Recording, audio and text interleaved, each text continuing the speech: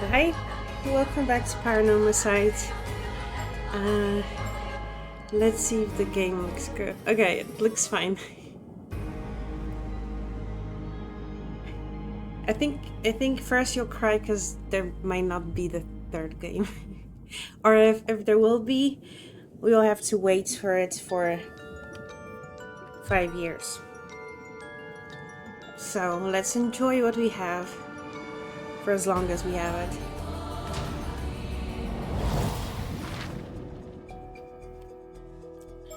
I got my controller on, and unfortunately, the only route we can do for now is continuing the Arnov and Cersei one.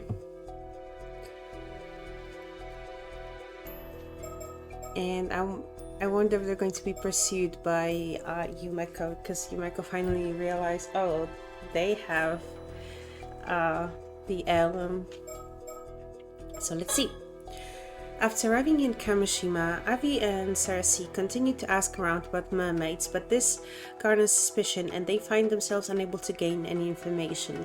And then they talk to Yuza near the lighthouse, I remember.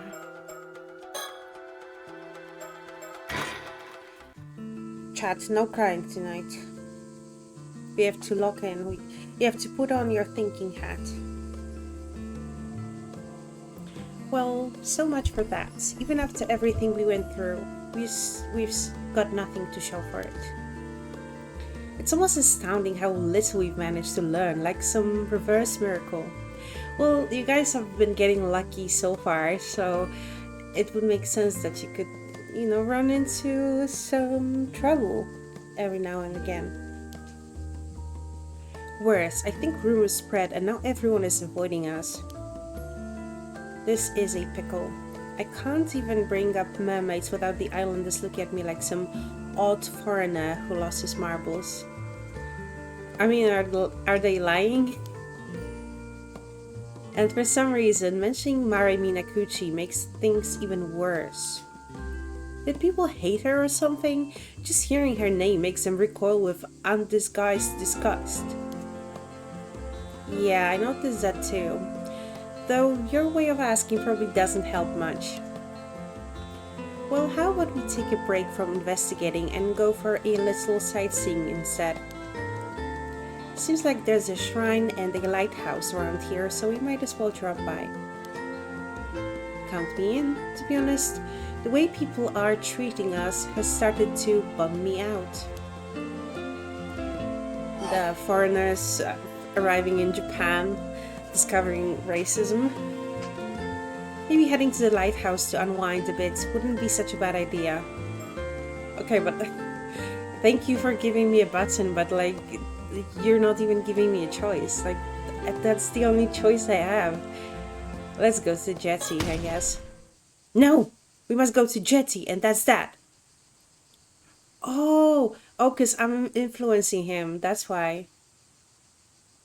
So I'm messing with his mind right now. What? Don't scare me like that. What's gotten into you all of a sudden? It's me. I'm influencing them. The waves of my yearning soul keep crushing against my chest, insisting I seek out the shore. Right, sure. The usual then.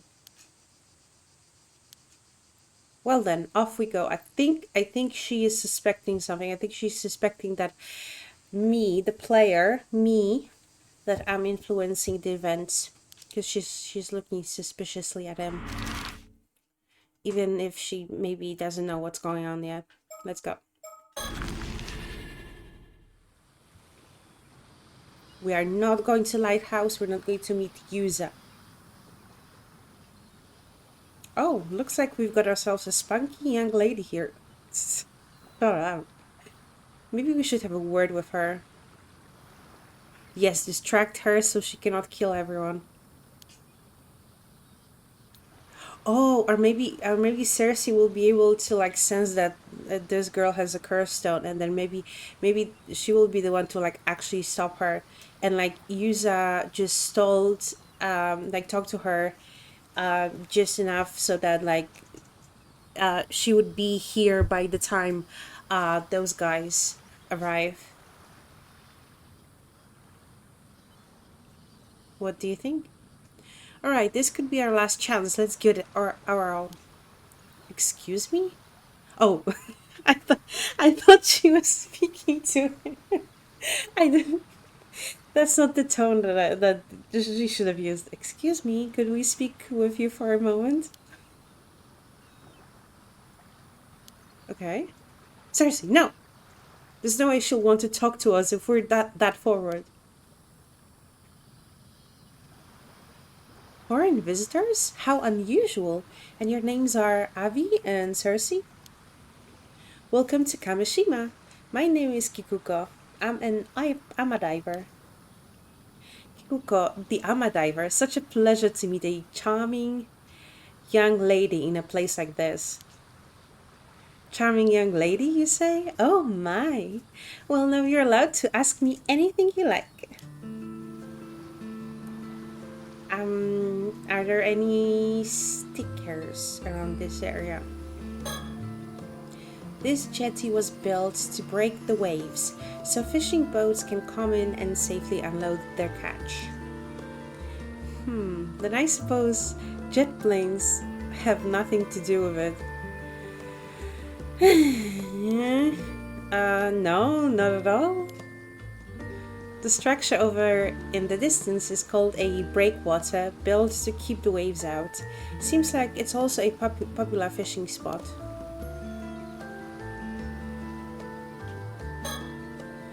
Who would have thought? Seems like just bluntly calling out to her was the best approach after all.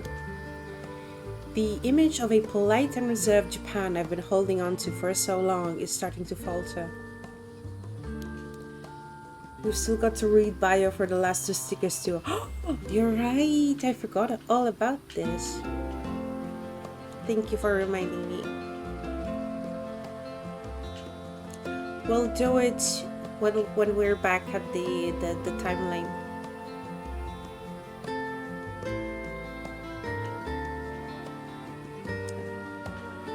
Would you want to live here?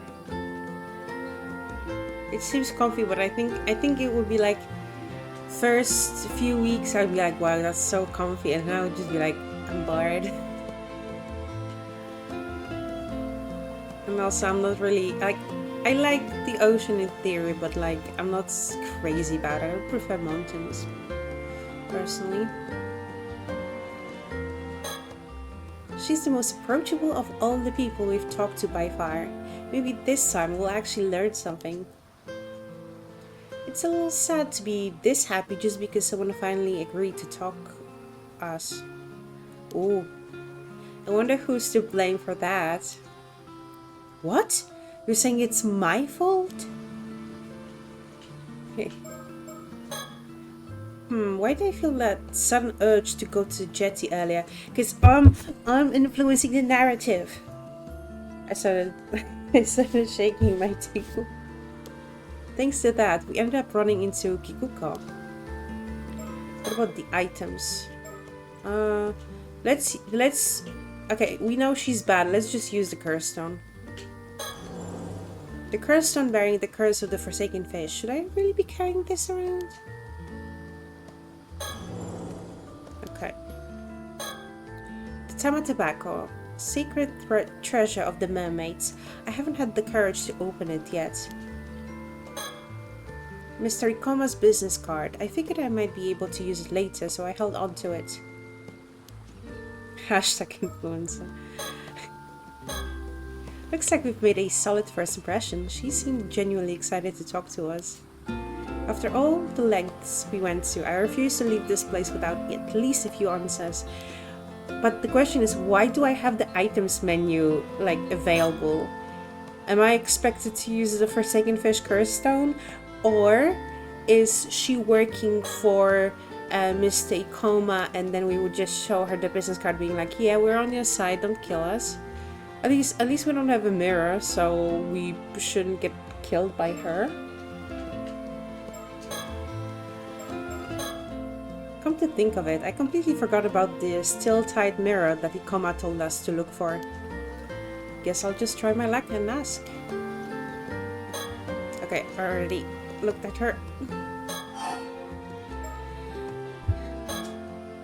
This may be a bit out of nowhere, but you don't happen to know anything about mermaids, do you?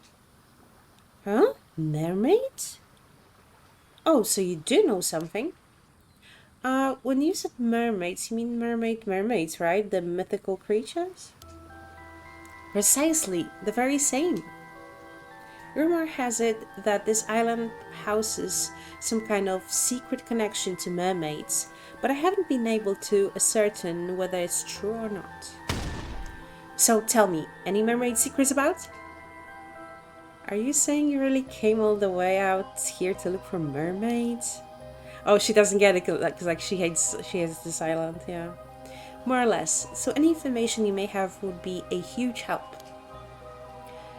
Sorry, I don't really have anything for you, but I do happen to be a little interested in mermaids myself. Fantastic.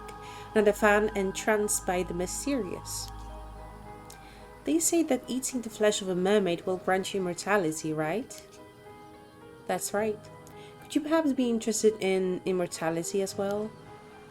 I guess so. Not for myself though. I know, because you're working, because like you have daddy issues, and you want the evil guy to recognize you and make you his heir, but he likes Tsukasa more. Wait, what was her name? No, Suyu. No, wait, what was her name? Tsukasa. Yeah. Oh my god! Like, why is this guy? He has all the fingers in all the pies. Oh?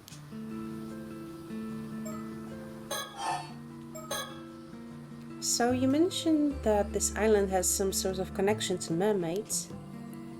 More than just a little interested, are you? Well, in fact, right here in Issa Bay, there used to be... Wow, so mermaids used to live on this Taishima place? So you think there might still be some clues here in Kamishima that will lead you to the mermaids in Ryugu? Nail on the head and right on the button. Unfortunately, I can't say that I've heard any mermaid stories on this island before. A pity. If I remember correctly, and I might not, I think she said the same when we asked her as Yuza.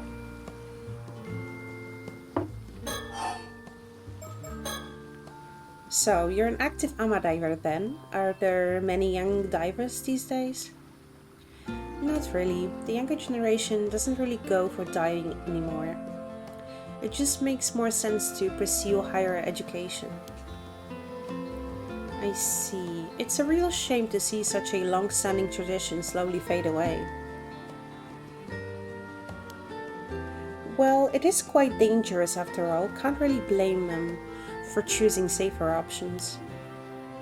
Just the other day, I heard 2 AMA divers went missing around Toba. Yeah, whose fault it is? Oh.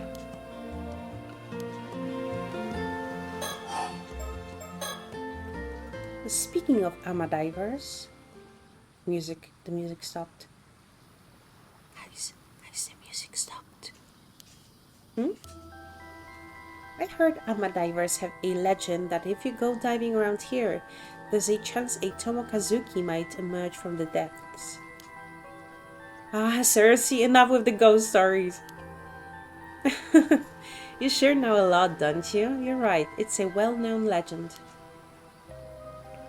Not that I've seen it with my own eyes or anything. Don't know anyone who has either. Yes, you do. His name is Yuza. Maybe your Seiman and Doman symbols have kept you safe. Oh, those? I don't have any. I don't really go in for superstitions like that. Are you really okay without them? I think it's no more than an old tradition meant to remind us not to forget our gratitude and respect towards the sea. All those old-fashioned rules and traditions. Don't you think it's about time for a reform? Yeah, we already saw what kind of reform you're trying to bring. No, thank you. But isn't free diving close to a Shinto ritual in spirit? Isn't showing reverence and offerings to the sea gods crucial? Oh, you're pretty devout for a foreigner. I'm impressed. But, I believe it's exactly because of tedious customs like that young people are losing interest in diving. We should keep up with the times, otherwise there's no way this tradition will survive. Well now, that's very level-headed thinking. Maybe it's because I'm part of the so-called new generation. Some people don't like my attitude, but I get the job done. Good for you, girl boss. Some of the young divers go to high school on the mainland and then work as AMA divers when they return home. I guess there's also the guy who just started working as an AMA here. I saw him earlier. Why are you telling them about Yuza? I didn't realize men could become AMA divers too. It's not like it's forbidden, it is pretty rare though. This is the first time I've ever seen it happen. Interesting.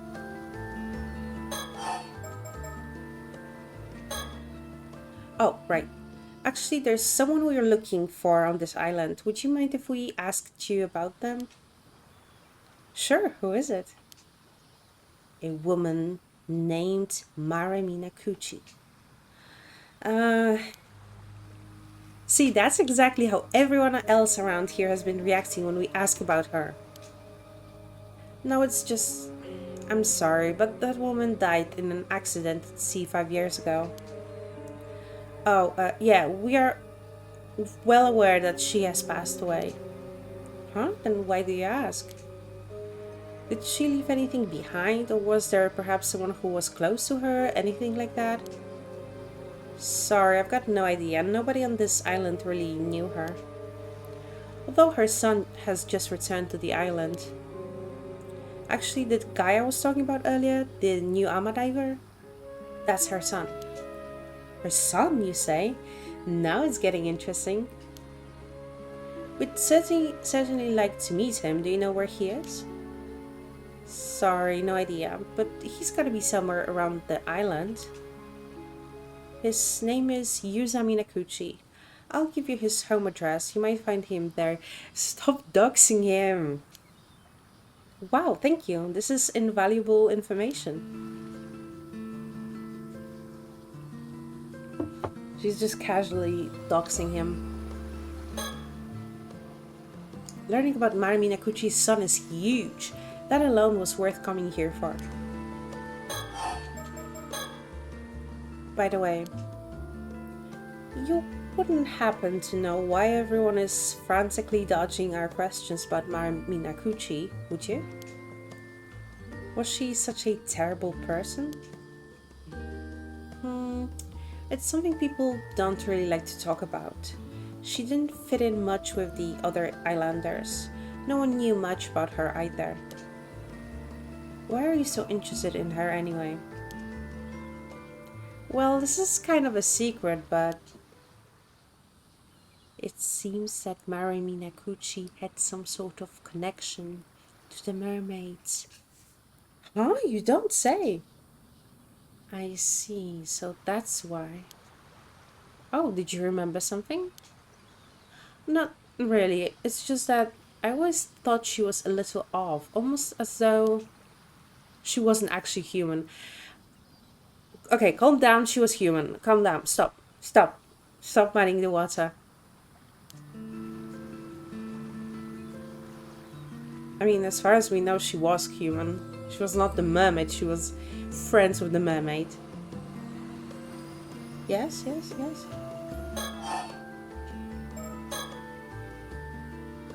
So you're saying Mara might not have been human after all? I think that's red herring.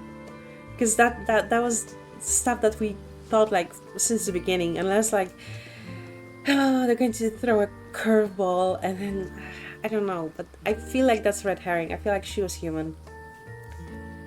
That she was actually a mermaid. Huh? No way, I was just joking. She was kind of weird, sure, but a mermaid? That's a bit far-fetched, don't you think? Right. Okay, I need the mirror. Who has the mirror?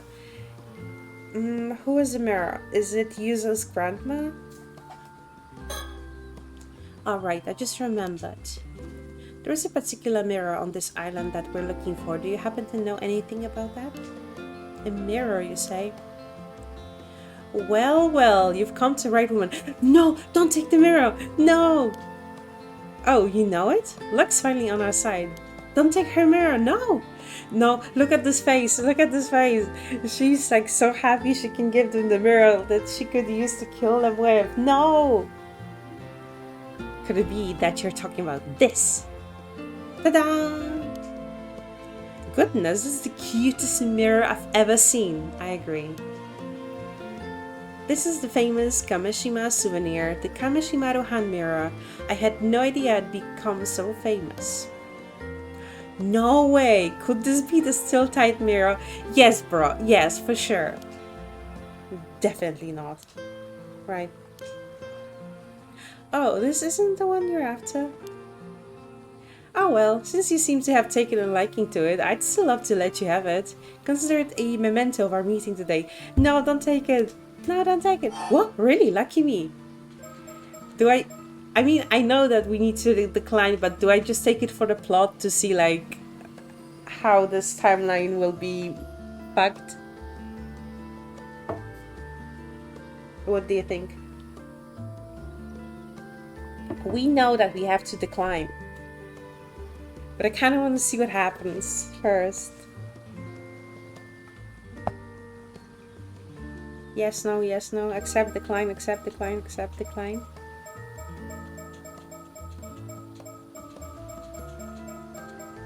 It can either just be responsible and smart and decline, or just accept for the plot. Yeah, we can go back in time. Yeah, let's see you guys killed. Of course, here you go. You take one too, Cersei. Fantastic. You can't beat free. Thank you. Hand mirror quiet.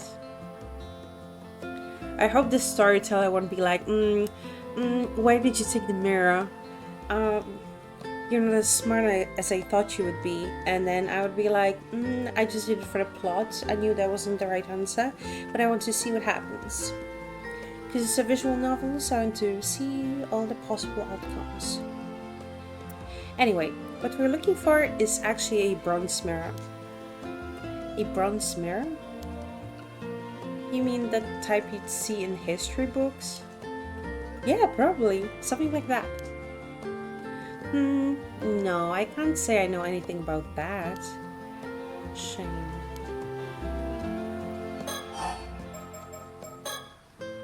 I've never heard anything about a bronze mirror on this island. Oh, that reminds me.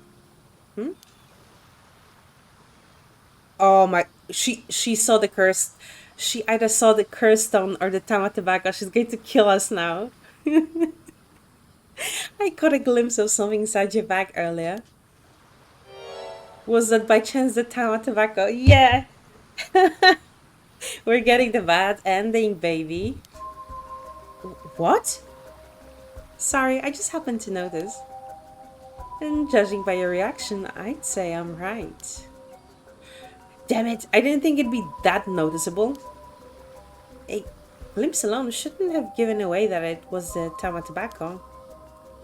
My initial guess was just a bluff, but Abby's reaction confirmed it. The man couldn't play poker. Cersei, I'm sorry. Cersei, let's just go. Cersei's on high alert. The supernatural may be involved here. Let's just leave it get killed. I've got a bad feeling about the way she's looking at us now.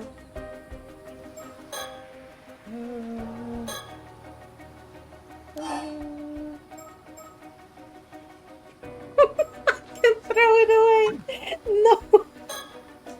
Oh, okay, so it will give me it will give me a chance to still throw the mirror away. The hand mirror received from Kikuko. Apparently this little turtle fellow is called Kameshimaru.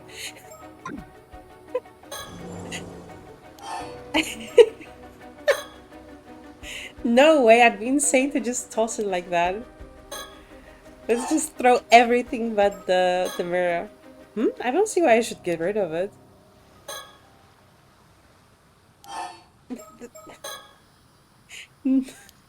Okay, okay, like the game is giving me another chance to throw away the hand mirror, but I'm not doing that. What on earth? It feels like the air completely shifted. Even the waves look heavy with tension. Yeah, throws business card away. Woo! Woo! Problem solved. Be careful. Of course. Kikuko, why the interest in the Tama tobacco? It's some kind of ancient mermaid treasure, right? My, you're well informed. Would you be willing to hand it over to me? I'll make sure it's worth your while.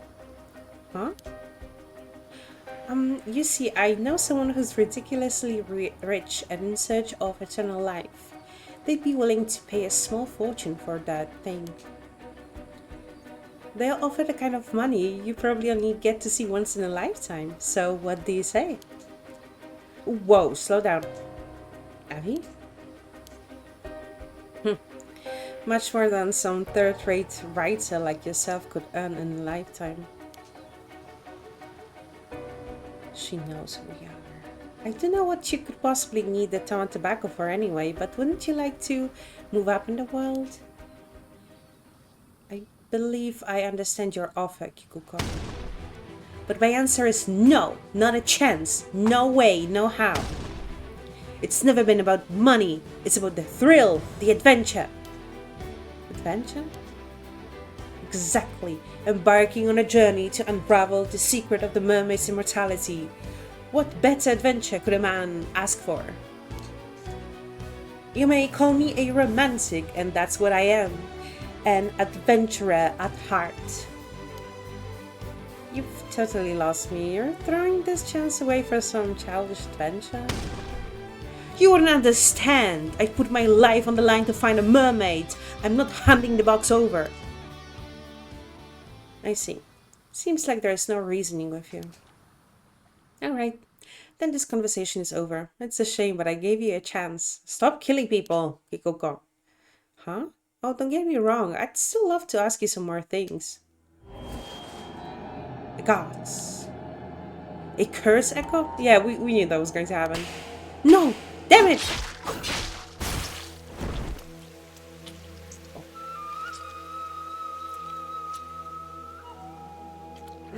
It hurts so much. We're talking. Yeah, we knew that was going. Arnav Barnum is dead. We knew that was going to happen, yeah. I don't want the storyteller to like patronize me about this. He's going to. Oh my, it seems you've met with a rather unpleasant fate. This is merely conjecture on my part, but things seem to be going quite smoothly right up until Kikuko's true nature was exposed. The only one who can stop Kikuko from committing those murders is Mr. Barnum, after all. However, it appears you are holding on to something that gave her the upper hand. Yes, I know. Again, don't be so patronizing.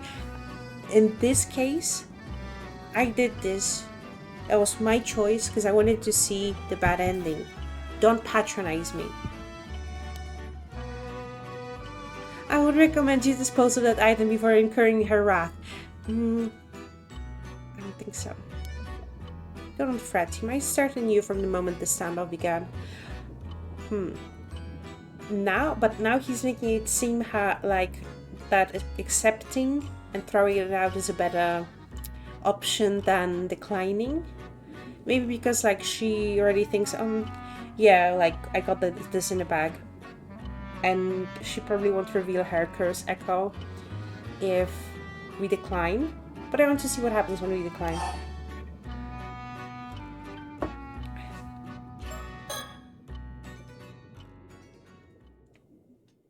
Let's see. Oh no. So this part. Let's go back to the start chart. Start.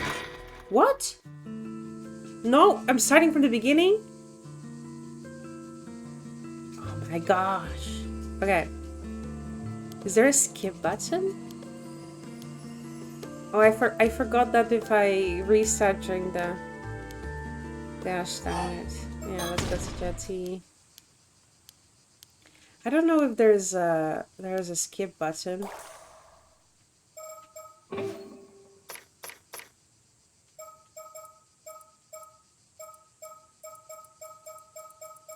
Okay. Usability.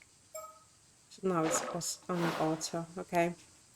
Let me just mash the button. My bad. I forgot that, like, if we haven't concluded the chapter yet, we're losing all the progress.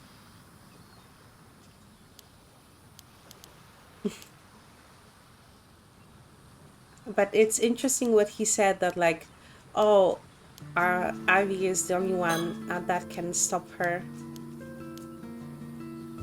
Wait, no, it's not interesting, because we know like, you know, we have Cersei who has supernatural powers, and we have Abby who has a curse echo.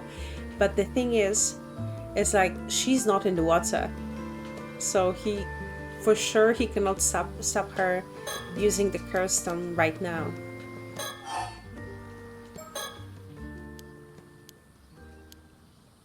Okay, we have to speed run.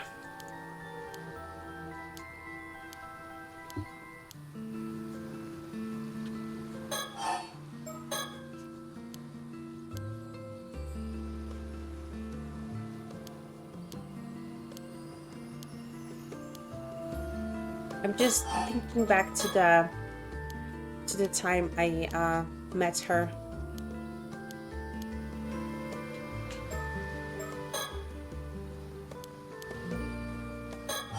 And she just seems so nice and approachable, but you know. Why do I not have the option to ask about the mirror?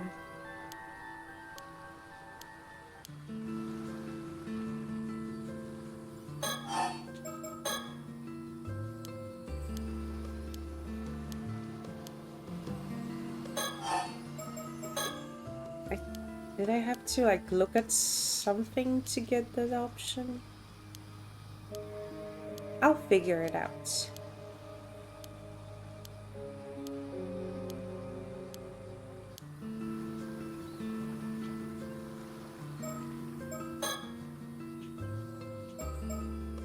Oh, I think, yeah, I had to look at the business card.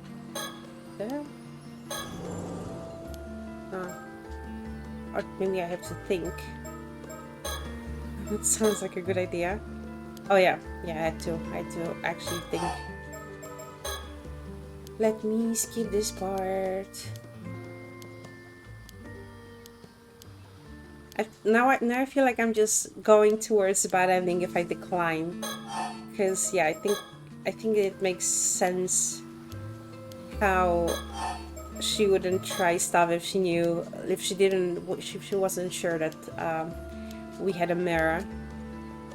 Ta-da! So now we're going to decline and see what happens. But I guess, yeah, maybe accepting it and throwing it out is the best option. Actually, I changed my mind. I don't need it after all. You sure? It's free, you know. Oh, well, when you put it like that... No, I'm sure. I absolutely decline. Okay, sure. If you feel that strongly about it, I won't press you. Anyway, what we're looking for is actually a bronze mirror. A bronze mirror? Okay, now it's the same part.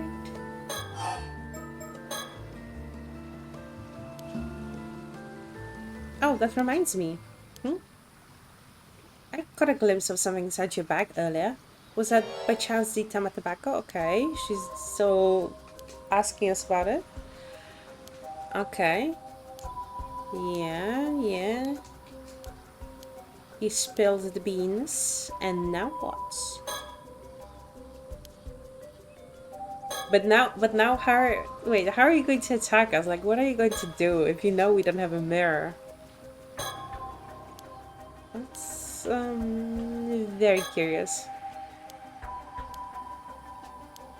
No, we're not selling the Tama tobacco to your dad, who doesn't even like you. Okay, now we're going to have his big speech. Yes. He's so JoJo coded.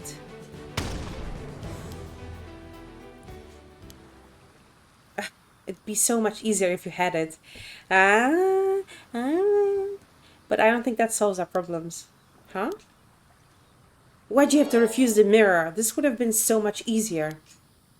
Huh? Oh, the mirror? I don't know. I just felt like the right thing to do. Why do you ask? I think it's not going as planned. I'm not sure what's going on, but I feel like we might have just narrowly escaped danger. Sounds like if we had that mirror on us, she would have been able to steal the Tama tobacco. I'd like to get more information out of her, but it seems as though she's plotting something.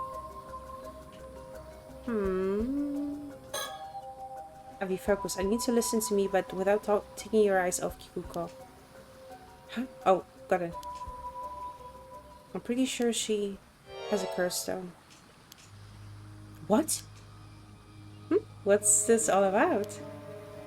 I couldn't tell right away because it was masked by the heavy veil of cursed energy that's all over the island, but on close inspection, the cursed stone's aura is impossible to conceal.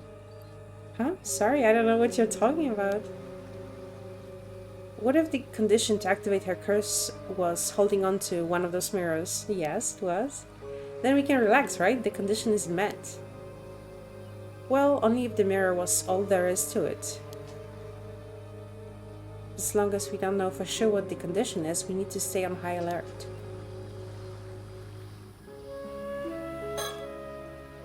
I've got a bad feeling about this. Maybe we should retreat. Even if we did, we'd always be looking over our shoulders, afraid she might come after us. Then we need to get her to surrender somehow. Ideally, we'd take away her curse stone too. How are you planning on doing that? So, why don't you enlighten us? Who told you about the Tama tobacco? Who knows? Think you'll get it out of me with that attitude? She still hasn't given up on the Tama tobacco. Okay. We need to use some psychological warfare. Hey, Kikuko, I'm gonna let you in on a little secret. Yeah? Ta-da! What are the odds? Turns out we both got curse stones. This one's called the Curse of the Forsaken Fish. When its conditions are met, it transforms you into a fish and kills you. Pretty messed up, huh? What? Abby, are you sure? You were planning to use your curse stone on us to steal the Tama tobacco, weren't you? But your curse stone requires us to have one of these hand mirrors, am I right? She's seething. She got rage-baited. On the other hand, I can use my curse on you whenever I so please. Oh, now suddenly he's good bluffing. Okay. You're bluffing. Your curse stone must have a condition too. I mean, it doesn't automatically mean that he's bluffing because, like, some conditions are like some persons are so BS that you can just use them and like the condition is like so basic. Yeah, who's to say it hasn't already been met? Exactly. Now, cease your scheming and tell us what you know.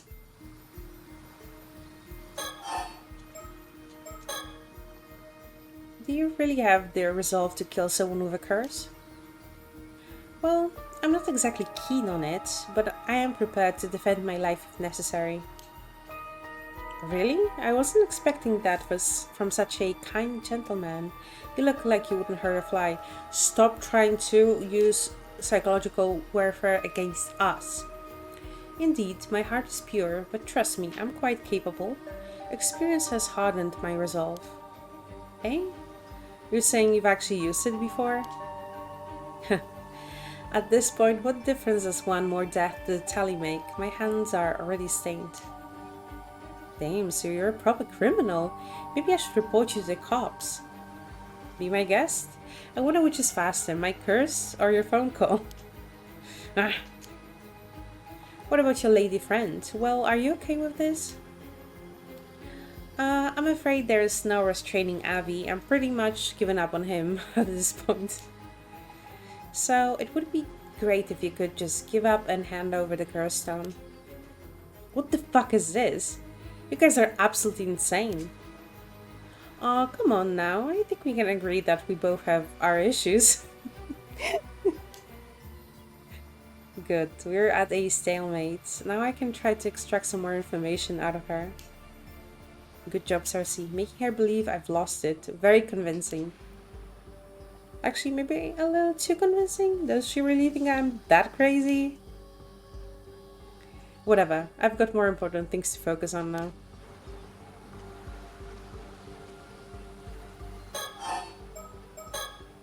So what kind of curse do you possess? You know, don't care. Aw, come on, not even a hint. We, on the other hand, have laid pretty much all of our cards on the table already. How are you talking about? Who would do such a reckless thing? Alright, look, seems like you're just as dead set on the town tobacco as I am. Does Kikuko get the honor of being the first Paranormal character to drop an F-bomb? Actually, she might be. She's so girl boss. The standoff won't get us anywhere. Why don't you tell us your motivation? Maybe we'll be able to find a compromise. Compromise? Say, for example, if granting your wish were to stir the spirit of adventure within me. I cannot hand over the town tobacco, but perhaps I'd be willing to let you borrow its power of immortality? I've got no romantic tale for you. Oh, we're getting into her backstory of her daddy issues. I told you, I just want to get that rich person what he's looking for so he can see how important I am to him. That's all there is to it. Major daddy issues. Oh, important you say? How is that? Because I'm his illegitimate child. Oof. But he simply refuses to admit it. Whatever I do, he won't even acknowledge my existence. I mean, just look at me. I must be a disgrace in his eyes. But a woman like me shouldn't be wasting her life away on some backwater island. I was born of noble blood. I wasn't meant to rot in this miserable place. Yet he casts me aside and refuses to even acknowledge my existence. It's humiliating. So your father is some rich man? Yeah. There's hardly anyone in East Tsushima who doesn't know the name Yoshiatsu Yamashina. Yeah, the old geezer. It's a noble bloodline stretching back centuries, and here I am stuck in this wretched life. Yamashina, eh? I've done everything in my power to earn his recognition. I gave it my all to make it in the big city, and for what? Nothing I tried worked out. In the end, I had to come crawling back to this island, trying to make ends meet as an ama diver. But I still kept telling myself that someday, somehow. I see. So you figure that since Yamashina is seeking immortality, you could leverage the box to get what you want at the same time. Yeah. I used to work at this small company. Yeah? The young CEO of the place is basically Yamashina's protege. But that means that he was the phone. He was the phone. Such a shame.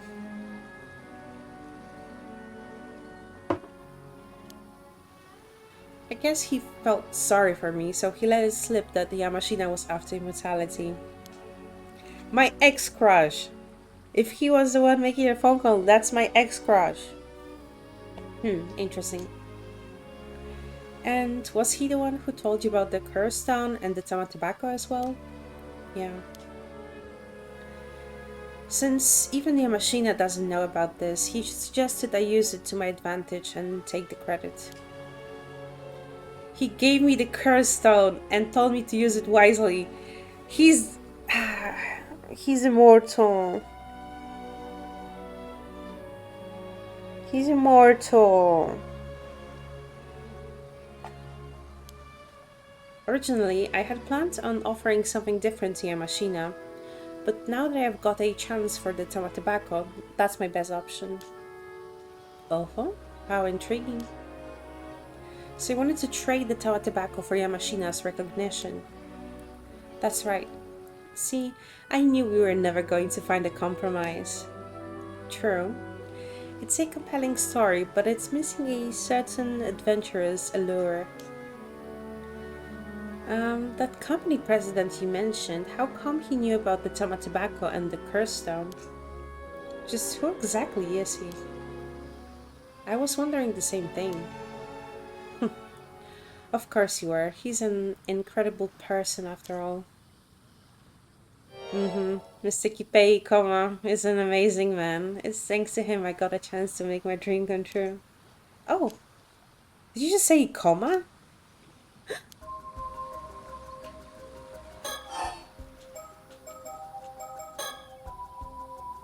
You must already know that the tama tobacco alone does not grant immortality.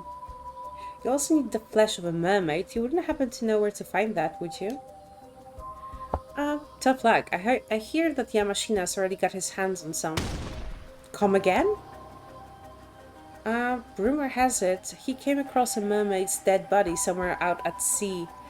Oh yeah, but that's not a mermaid. That's the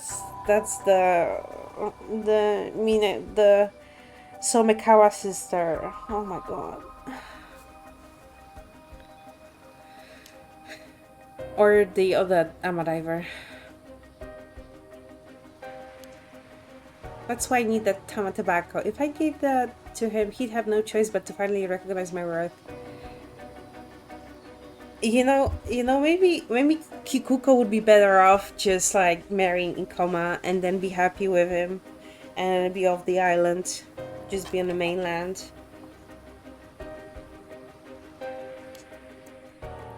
Rather than a mermaid, could it be her? Yeah, it is. Yeah. Kipei Ikoma, you say, from Sala Planning? Huh? You know Mr. Ikoma? Indeed. Just met him the other day. In fact, I even got his business card. You have Mr. Ikoma's business card? Wait, then the business card you took out earlier was his? That's right. Want to see it? No, it's fine. You hold on to that. If you say so. Huh? What? A curse echo? Yikes, did we mess up? What? Is there a mirror in the what? What's with the business card? Placa's a stare, get his path, and with thy merciful hand protect him.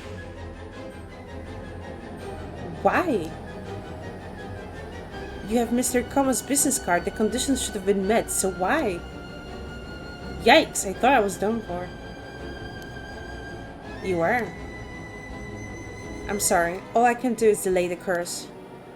I can't dispel it. It's going to take effect in about 1 minute, so we need to do something before then. Huh? Like what? A curse is dispelled by eliminating its caster. What comes next is up to you. What? Eliminate?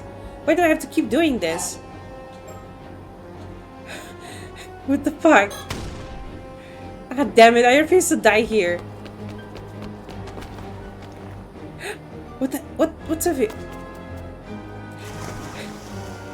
But it didn't give us the option to throw it away, actually. She fell into the water. It's now or never. There's no time to waste. She could climb back any second. No, it's not good. I can't bring myself to do it. I'm sorry. I can't hold it any longer. Okay. Get killed again. I couldn't do it, damn it. My dream will forever be left unfulfilled. Abby!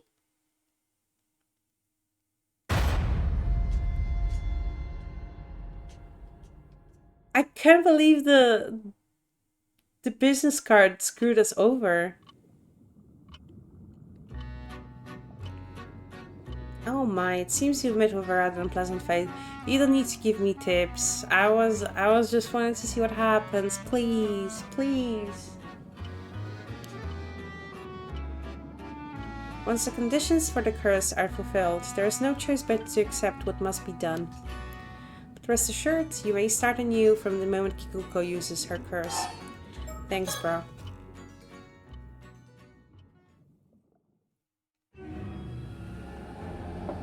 Why? Give me Missy Coma's business card. The conditions should have been met, so why? Yikes, I thought I was done for. You were. I'm sorry, all I can do is delay the curse. I can't dispel it. It's going to take effect in about 1 minute, so you need to do something before then. Huh? Like what? Turn her into a fish. Eliminate? I need to turn her into a fish? Let's shove her into the ocean and turn her into a fish. What the? What's wrong with you? Huh? She fell into the door. It's no.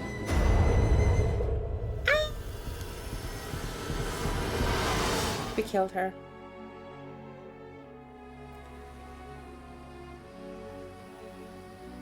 I retrieved the curse stone from the ocean. Are you alright, Abby? Well, at least she won't kill everyone on the island, so... Well, I barely made it out alive, but I can't say I feel particularly good about it. So it had to come to this. No turning back now, it seems. This is what happens when you deal with curses. They might turn back on you at any moment. You should be prepared for that. I wonder what kind of information we're going to get out of the samurai curse stone. And the Sid. So what about the curse stone? What's it like? Yeah, about that. What? The curse stone is a mirror? Huh? Bronze mirror? That's right, a palm-sized bronze hand mirror. Wait, don't tell me the still-tight mirror was actually cursed on all along. The cursed stone's resentful memory doesn't seem to indicate anything like that. So this cursed stone had a resentful memory too, eh? What did you learn? There's so much information, it's hard to make sense of it. Here, take a look for yourself.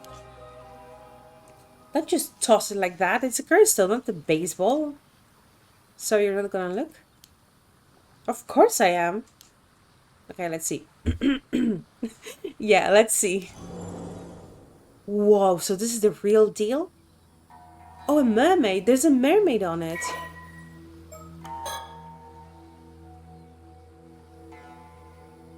Biography of Tomoshika.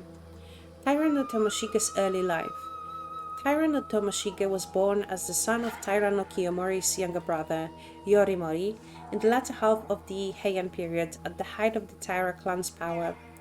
Although his father, Yorimori, was the only child born of the official wife of Taira no Tatamori, part of the main lineage of the Taira clan, he maintained a deferential attitude towards Kiyomori, a stance that made Tomoshika regard him with contempt and fueled his ambition to one day stand as the head of the Taira clan.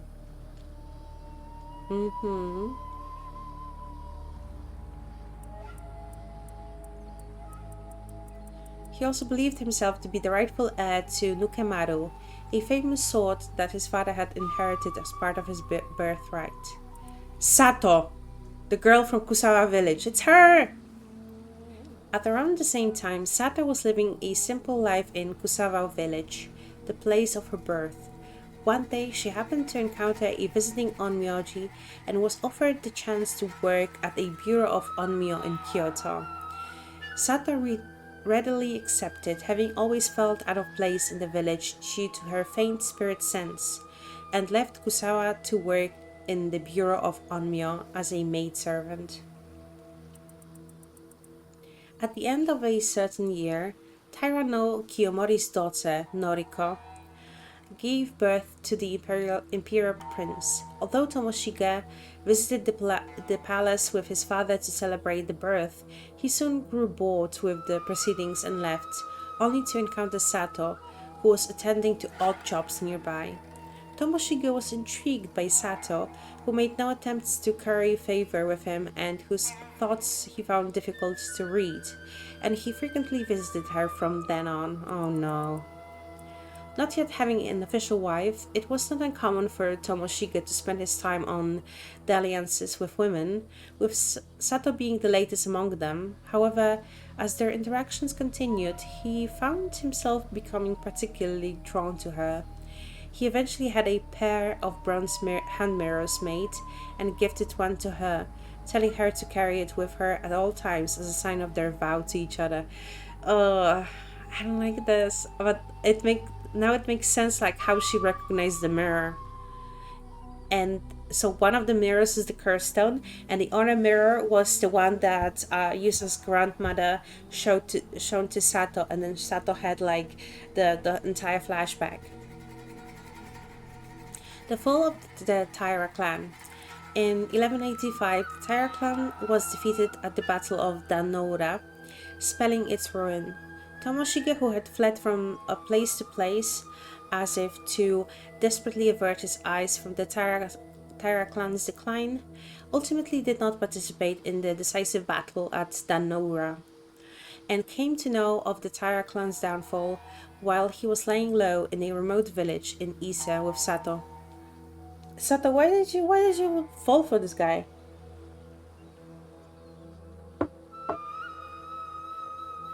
Although initially terrified of being hunted down by soldiers of the Minamoto clan, Tomoshige regained his senses upon seeing Sato's unbroken composure.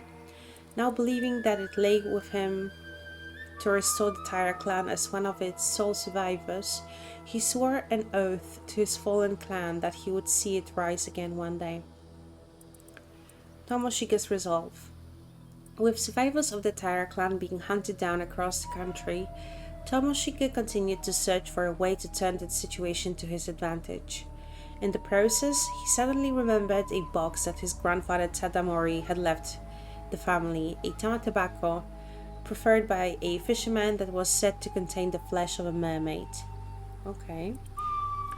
Although Tadamori had refused to accept it, a member of the clan had secretly hidden it in a storehouse back in their homeland. It was said that eating mermaid flesh would grant eternal life to whoever ate it. However, legend also had it that the meat was highly poisonous, with even a small bite being fatal. No one had wanted to eat it as a result, and it had ended up forgotten as the years went by. Believing that dying due to poison would hardly be any different from their fate if they were caught and killed, Tomoshige located the tamatabako and pried open the lid. However, all that was inside was a dried sliver of meat, so shriveled as to resemble a splint of wood. Dubious, Tomoshige pushed his misgivings aside and ate the meat, but felt no different than before. Believing that long years had robbed the meat of its power, and seeing the tamatabako as his only clue to find a mermaid, he boarded a small boat with Sato and set out to sea. Okay. Encounter with a mermaid. Believing that a mermaid would surely come to reclaim the tamatabako if it was truly linked to them in some way, Tomoshige continued to row the small boat into the sea of Ise. At the time, he was clad from head to toe in the armor of a warrior, and had with him the famed sword Nukemaru, an heirloom he had seized from his father Yorimori, whom he had scorned as a disgrace to their clan.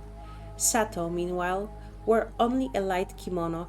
Well, at least she wasn't kidnapped by him, and after they had rowed for a while, a sudden mist descended over the sea around them, obscuring their surroundings. As Tomoshika and Sato looked around fearfully, they heard a small splash. Turning to look, the two gasped as they saw what appeared to be a human hand reach up from the water before grabbing onto the boat's edge. In the rush of water, a being with human features from the waist up and fish-like features from the waist down emerged from the sea. A mermaid! Climbing into the boat, the mermaid screamed for them to give back the box before suddenly lunging at them. Too stunned to think clearly, Tomoshika drew his sword and slashed at the mermaid. There was a dull sound of a blade slicing through flesh, and the mermaid let out a piercing cry before diving back into the water and fleeing the area. Still trying to process the sudden turn of events, Tomoshika glanced down and caught sight of a small piece of the mermaid's tail, apparently severed by his previous blow, lying in a pool of blood. He picked it up only to find that it continued to twitch even as he held it. Finding himself too disgusted to try eating it immediately, he decided to stow it in the tamatabako for the present. Eventually, after some hesitation, he forced Sato to eat it despite her protest. Okay, that fucking sucks. They waited a while, but no change seemed to come over her. Okay, so he was too disgusted to eat it, but like then he made her eat it. What an asshole. Thinking that the amounts of mermaid flesh simply hadn't been enough, Tomoshika made to pursue the mermaid, but as he did so, he noticed the mist around them had cleared. As the two looked around, they realized that their small boat was surrounded by ships belonging to a band, hunting down remnants of the Taira clan. Alarmed, they tried to flee, but with their attackers pressing in on them from all sides, were unable to find any means of escape. Amidst the chaos, Sato was struck in the head by an arrow and fell into the sea. Tomoshika, still determined to retaliate, continued to frantically resist with his sword. However, he was vastly outnumbered and, unable to break through his attacker's ranks, was ultimately cut down in a single stroke. On the brink of death, Tomoshika's gaze fell on the crests worn by his pursuers. Okay, consumed by bitter regret at his failure to restore his clan, he directed the full brunt of his resentment towards these symbols. As he sank beneath the waves, cursing his enemies and clinging to his vindictive hatred until the very end. So it's not the mirror, but like maybe the crest is the mirror? I don't remember what the crest was on the business card. We'll need to check it out again when we can. But first, let's read about the curse. A curse born from Tyranno Tomoshika's feelings of malice and resentment when he was struck down 800 years ago following the fall of the Taira clan. Part of the clan's main lineage, Tomoshika had been seeking mermaid flesh in a bid to attain immortality, with the goal of eventually reviving the Taira clan, but was killed before realizing his dream. The curse uses a specific symbol as its target and kills those who carry that symbol within the area specified by the user by cleaving them in two. Its effective range is several hundred meters. Oh, that's a lot.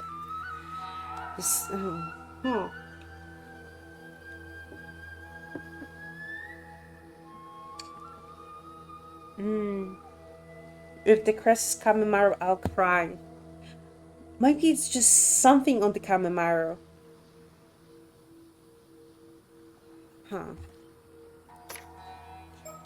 Do we have like the picture of the actual mirror? Let's see. Not Kameshimaru.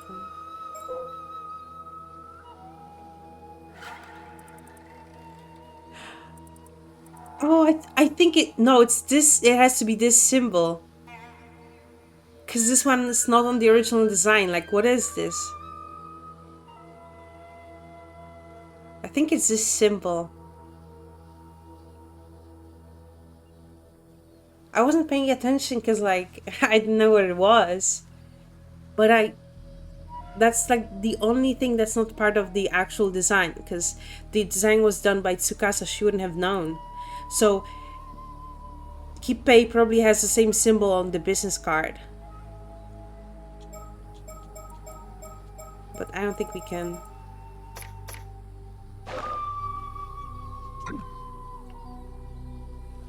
So this is the curse of Tyranno Tomoshika that grew over 800 long years. Tyranno Tomoshika? Never heard of him. He wasn't exactly what you'd call a historically important figure, even within the Heike. Seems that he sought out the mermaid's power of immortality to restore the Heike, but his pursuit ended in failure. That resentment, it must have dwelt within Tomoshika's bronze mirror, eventually turning it into a cursed stone. Most likely. Yeah, see.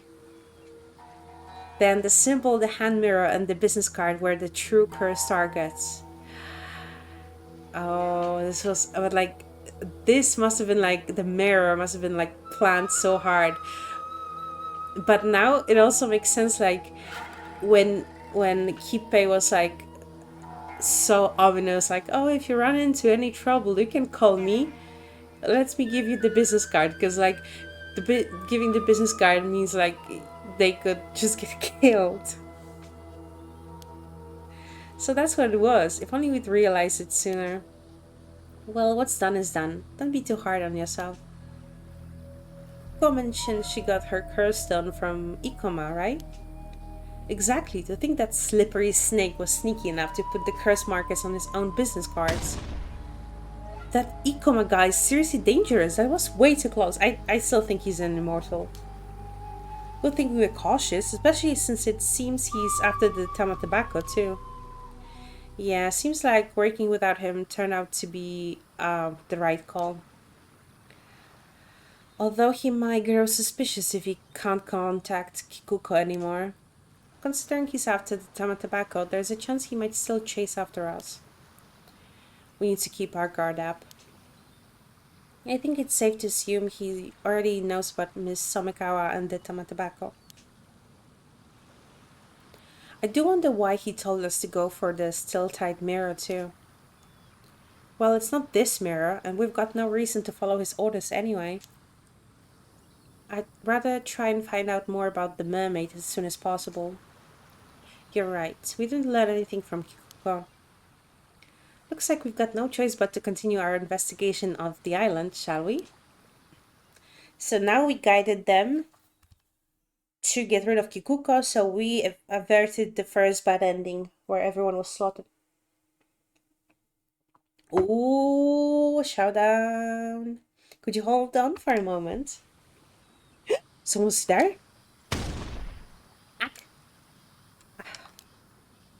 You.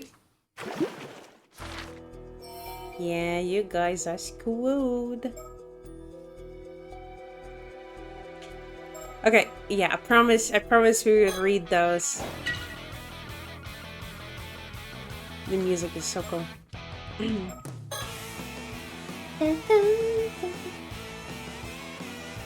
Mimicking Menace. A chirpy and cheerful member of Blue's brutal beaks, hoodlum bands. Having taken a liking to Tit for Tat and his rambunctious ways, he spent his time regaling anyone who will listen with tales of Tit for Tat's exploits, made all the more colorful by his skill at mimicry, a habit which has only contributed to the diminutive delinquent's infamy. But there's no relationship arrow.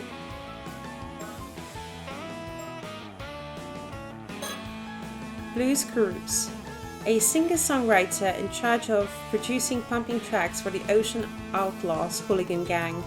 He can be found at the same spot every day, jamming to his repertoire of songs. He's recently hit it off with Tit for Tat, who admires his work, but he remains unaware that his new fan is a notorious delinquent. Wow. uh, I wonder what this means. The blue arrow.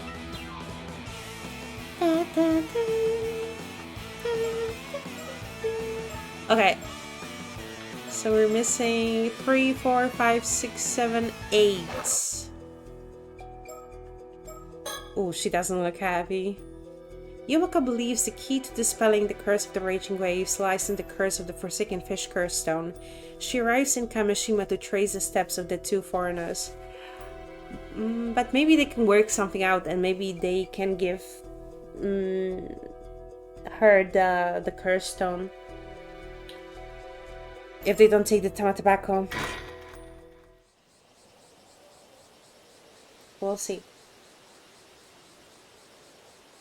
The point of us, the player, guiding those characters to the best outcome, maybe we can convince them to give up the curse stone. I see. So you would be Mrs. Shiki, and you say you're a member of the police department currently looking after Cersei. My apologies for all the trouble young Cersei caused you the other day. She's quite the mischievous little lady, I'm afraid. Oh, not at all. She certainly has some pluck for one so young. Took us quite by surprise, in fact. You'd be Cersei's guardian, then? Oh, no, we're related, to be sure, but she's really more my guide, bodyguard, if anything. I see. Since when was I your bodyguard as well? Well, since you guys went to look for curses and curse stones and mermaids. I'm afraid that circumstances may dictate that we have to take Cersei back to Tokyo with us, though. Is that so? That would be quite the bother. Personally, I'd rather avoid having to do so as well.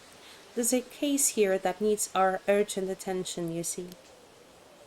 So I'd appreciate if you cooperated without any fuss.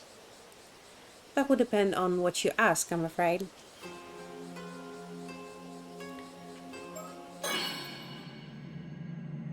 Okay. Everyone here is green. And there's a sticker. You're green as well. Let's turn the vision off. Who is that? He looks like a mafia boss, but like not Yakuza, but like mafia. Who are you? Tangoing Turkey. Oh, and I must have missed one because it says visiting Anno Town. Oh well, shit. Okay, and I missed this one as well. Behind the Kamishima poster. Oh my god. I missed so many. Okay, we'll have to go hunting for those later. We currently stand in front of the Torii at the top of the hill. The elevation gives us a beautiful view of both the town and the bay. People were starting to gather at the jetty, so we decided to move our conversation here. I can't believe I missed so many because I was like actually looking. Sato's keeping a close eye on Abby and Cersei for me. It's thanks to his clear understanding of our respective roles that I can focus fully on the conversation at hand. Sato, what do you make of those two? I can sense an ominous spiritual energy lingering around them. It's all but certain that they have curse stones. I see. We don't have time to play games then. It seems like a direct approach would be best here. Wait, you mean both of them have curse stones? Yes, both of them. The girl is managing to camouflage the energy from the one she has, but I managed to catch sight of it for a moment. So we're dealing with two curse stones, are we? I never imagined that both of them would have curse stones.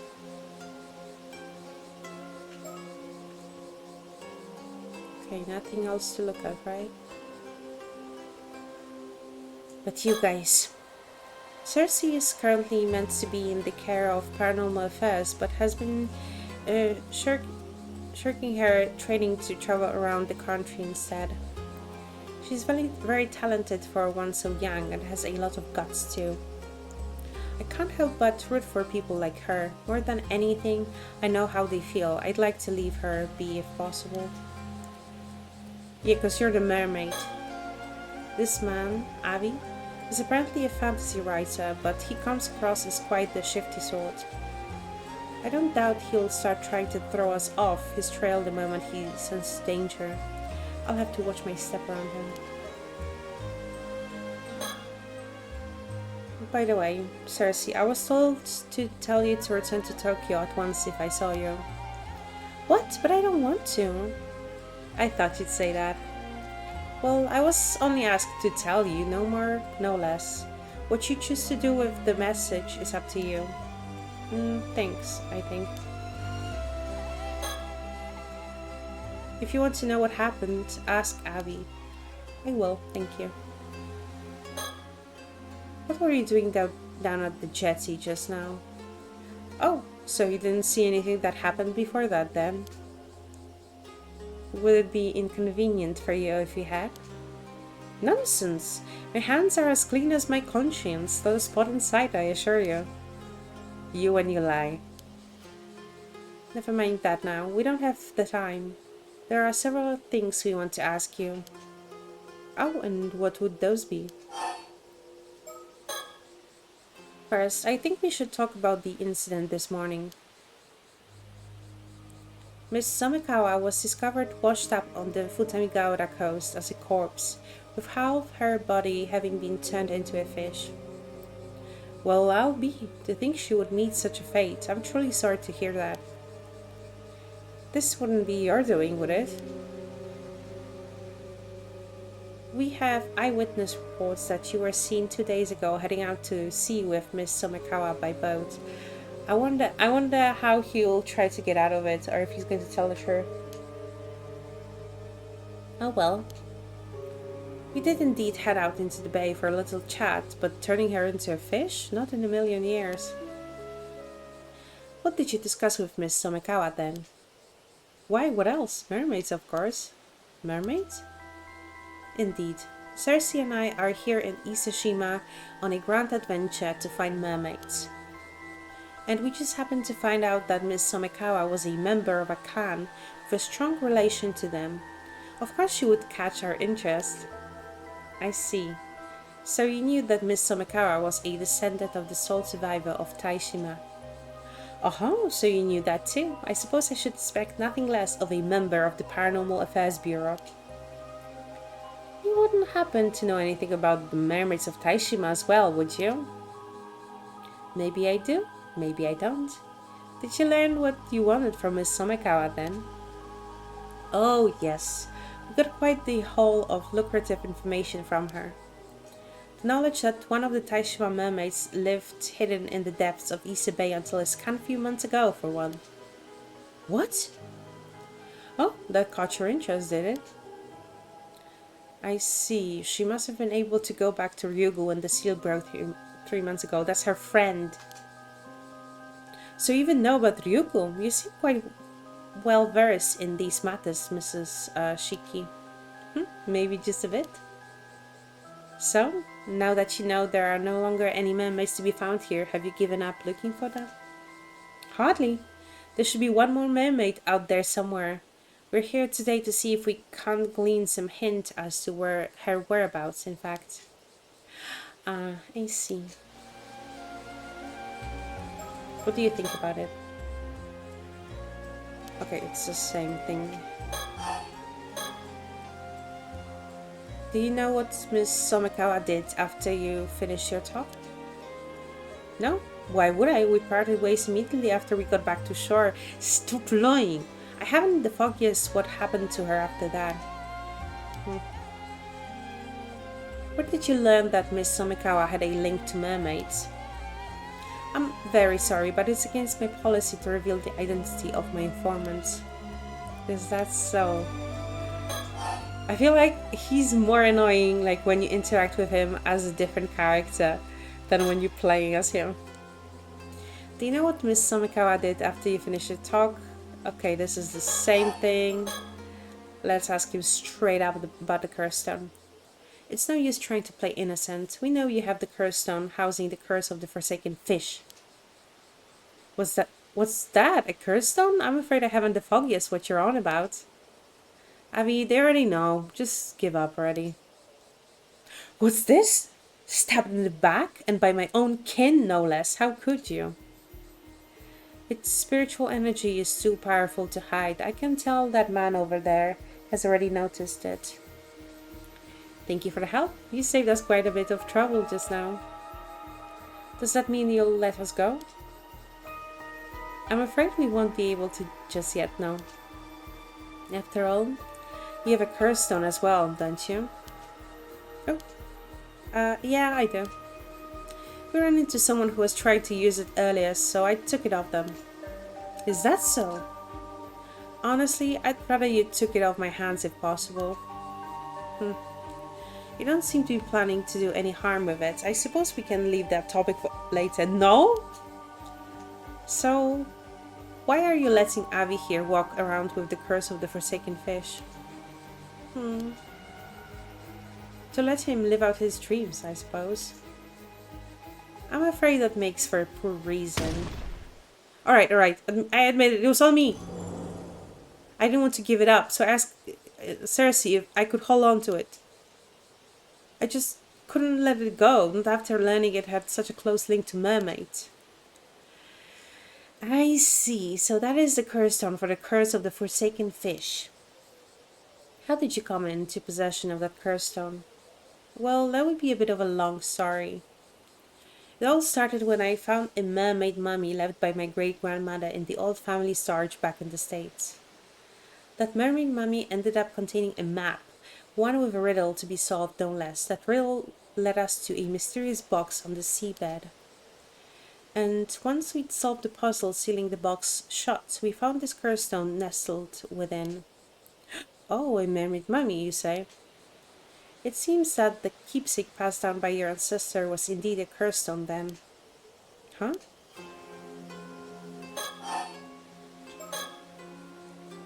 By the by, I thought I heard you say something about the Onmyoji who sealed away this curse stone just now. Am I correct in thinking that they were the ancestor of this young man here? That's right. He was an Onmyoji by the name of Harukage Tsuchimikado.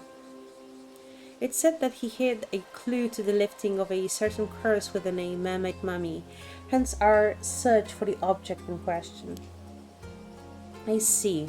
And that mermaid mummy ended up crossing the Pacific, passing from hand to hand until it reached my great-grandmother. It's quite a miracle that this curse stone is here with us today. Almost romantic, don't you think? I suppose you could say that, yes. Okay. Are you happy? So they found a map hidden within the mermaid mummy and followed it to find a strange box on the seabed. Even if the mermaid mummy had remained in my family's possession, we might not have managed to uncover all the secrets it hid. Perhaps it's for the best the map passed into their hands in the end. As much as I'm reluctant to admit it, you may be right.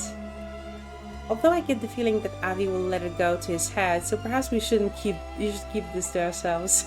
Yeah, she already clocked him. There's no doubt that Miss Somikawa was transfigured into a fish by the curse of the forsaken fish. And it's looking extremely likely that you have the curse stone that would make that possible. No more excuses, tell us what really happened. Okay, he's trying.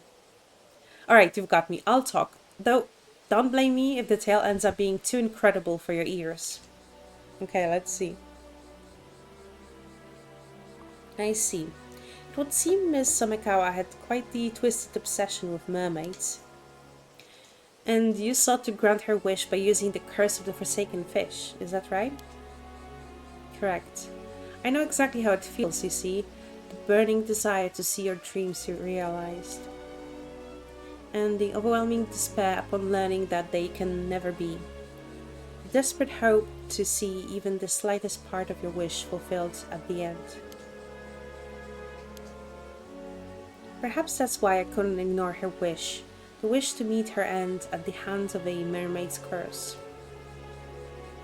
Hearing Miss Somikawa's fervent plea and seeing her cast herself into the water like that, I knew this was the ending she wanted for her tale, and so I decided to grant it, an elegy for a woman bound by her lineage and consumed by her obsession. Very poetic. I see. I understand where you're coming from, and I can't say I don't sympathize with your feelings on the matter. The fact that she entered the water of her own accord must also be taken into account. I imagine it would have made rescuing her quite difficult. Oh, then you're willing to give me a pass, are you? I'm afraid that isn't my decision to make. Once we've finished our business on Kamishima, I imagine you'll have to come along with us to the office back in Tokyo. I'll do my best to see if some sort of arrangement can be reached, though. Oh, how kind of you. Good thing I thought to ask. But is he going to come?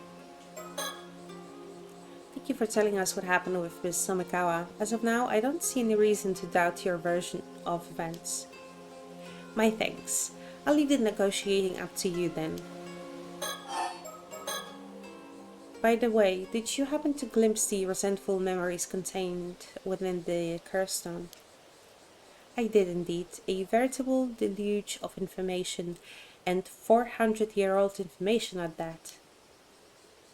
Was the way to lift the curse of the raging waves included in that information? It certainly was. That's it. That's what we've been looking for. I see. So you're searching for the way to lift some curse or other, eh? That's the long and short of it. Will you let us have the curse stone of yours then? Just explain to him that, like, the storm is going to kill people. It's too dangerous to leave unaddressed as it is, so we can't leave it with you either way. But that just feels so unfair, you know? I was the one who found the map and solved the riddle. Why, the curse stone would still be at the bottom of the sea if it wasn't for me. Oh my god. And it's hardly been cheap running back and forth like this. I don't know if I could just give you something so important for nothing in return. Looking to take advantage of the situation, are we? Yikes. Ha! Judge me all you want. I'm at the end of my rope here too, you know? So, what is it you're after then, money?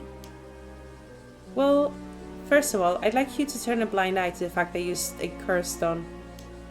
And I'd like you to spill the beans on any knowledge you have on mermaids as well.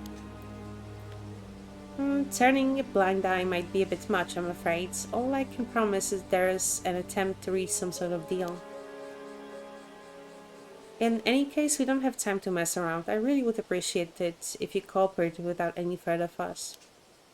If you don't, we might end up having to get a bit rough. Yeah, like, honestly, at this point, like, they've been considering that they're with the official paranormal bureau. Like, they shouldn't have to, like, make deals and plead with everyone all the time. So I feel like they've been more than fair to them.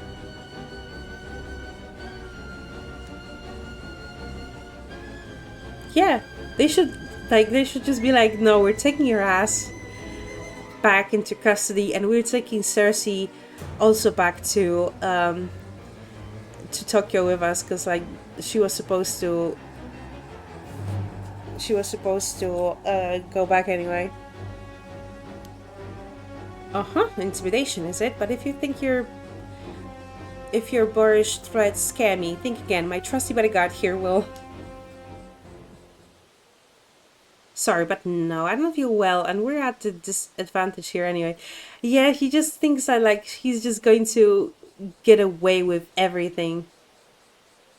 It's it's like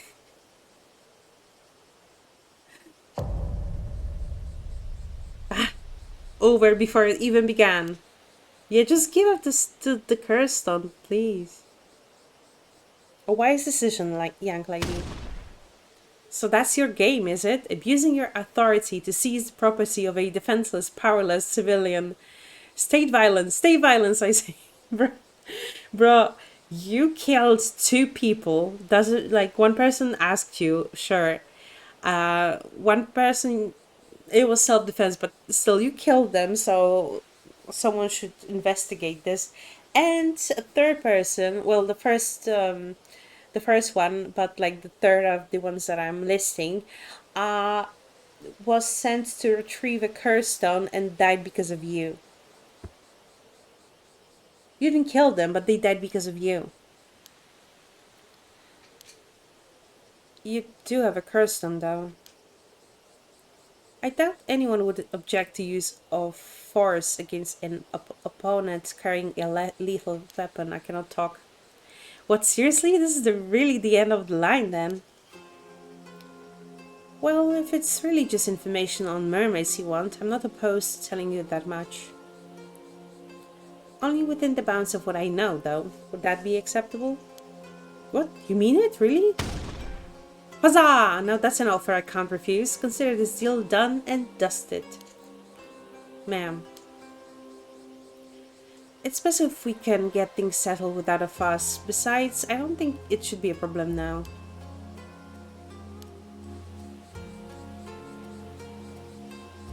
She means it shouldn't be a problem now because the other mermaid left to Ryugu already. I'll tell you what you want to know about mermaids, and in exchange, you'll hand over your curse stone. Do we have a deal? We do indeed. So, what is it you want to know about mermaids then? Though I'd wager you're after the secret of immortality. Immortality? Oh, no. All I want is to meet a real-life mermaid. This is not but dreams and adventure that drive me. Really? That's it? Well, even if you had been after immortality, I doubt it would have been possible. What? You mean the legends about mermaids being able to grant immortality are false? They're not. I've encountered my fair share of people who have become immortal that way, after all. There's even a word for these individuals. They're known as 800-year immortals. 800-year immortals, eh? So they do exist. Incredible. What became of the third Taishima mermaid then? The one known as Nagame? She hasn't returned to Ryugu, has she? It's her! It's her! She hasn't. Sobe is the only mermaid who returned to Ryugu in the end. So she's still out there somewhere, roaming the mortal world as we speak. You could say that, but you could also say that she's no longer here. What do you mean? Don't tell me she died. Well, that also wouldn't be entirely accurate. Oh. What is it, Cersei? I think I've got it. Figured it out, have you? What's really? What do you mean? Think back on what we've heard before. Before? Well, there's not much point in dragging it out, so I'll go ahead and tell you. The mermaid known as Nagame became human. Nagame gave up her existence as a mermaid long ago. She no longer lives as a mermaid, but as a human. Now that you mention it, that does sound familiar. You mean to tell me that story was true? Oh, you've heard of these events before? I suppose Miss Somikawa must have heard about it from Sobe. But could a mermaid really have become human? Mermaids are originally from another world, right? Normally it would be unthinkable, yes. But it seems a certain talented psychic managed to make the impossible happen. At not no small cost to himself at my ad. Her husband? Sorry for yelling. Her husband?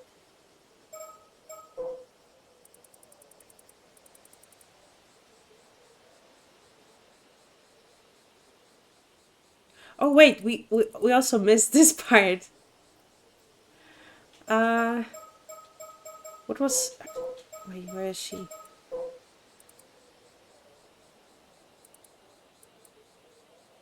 Was this her husband?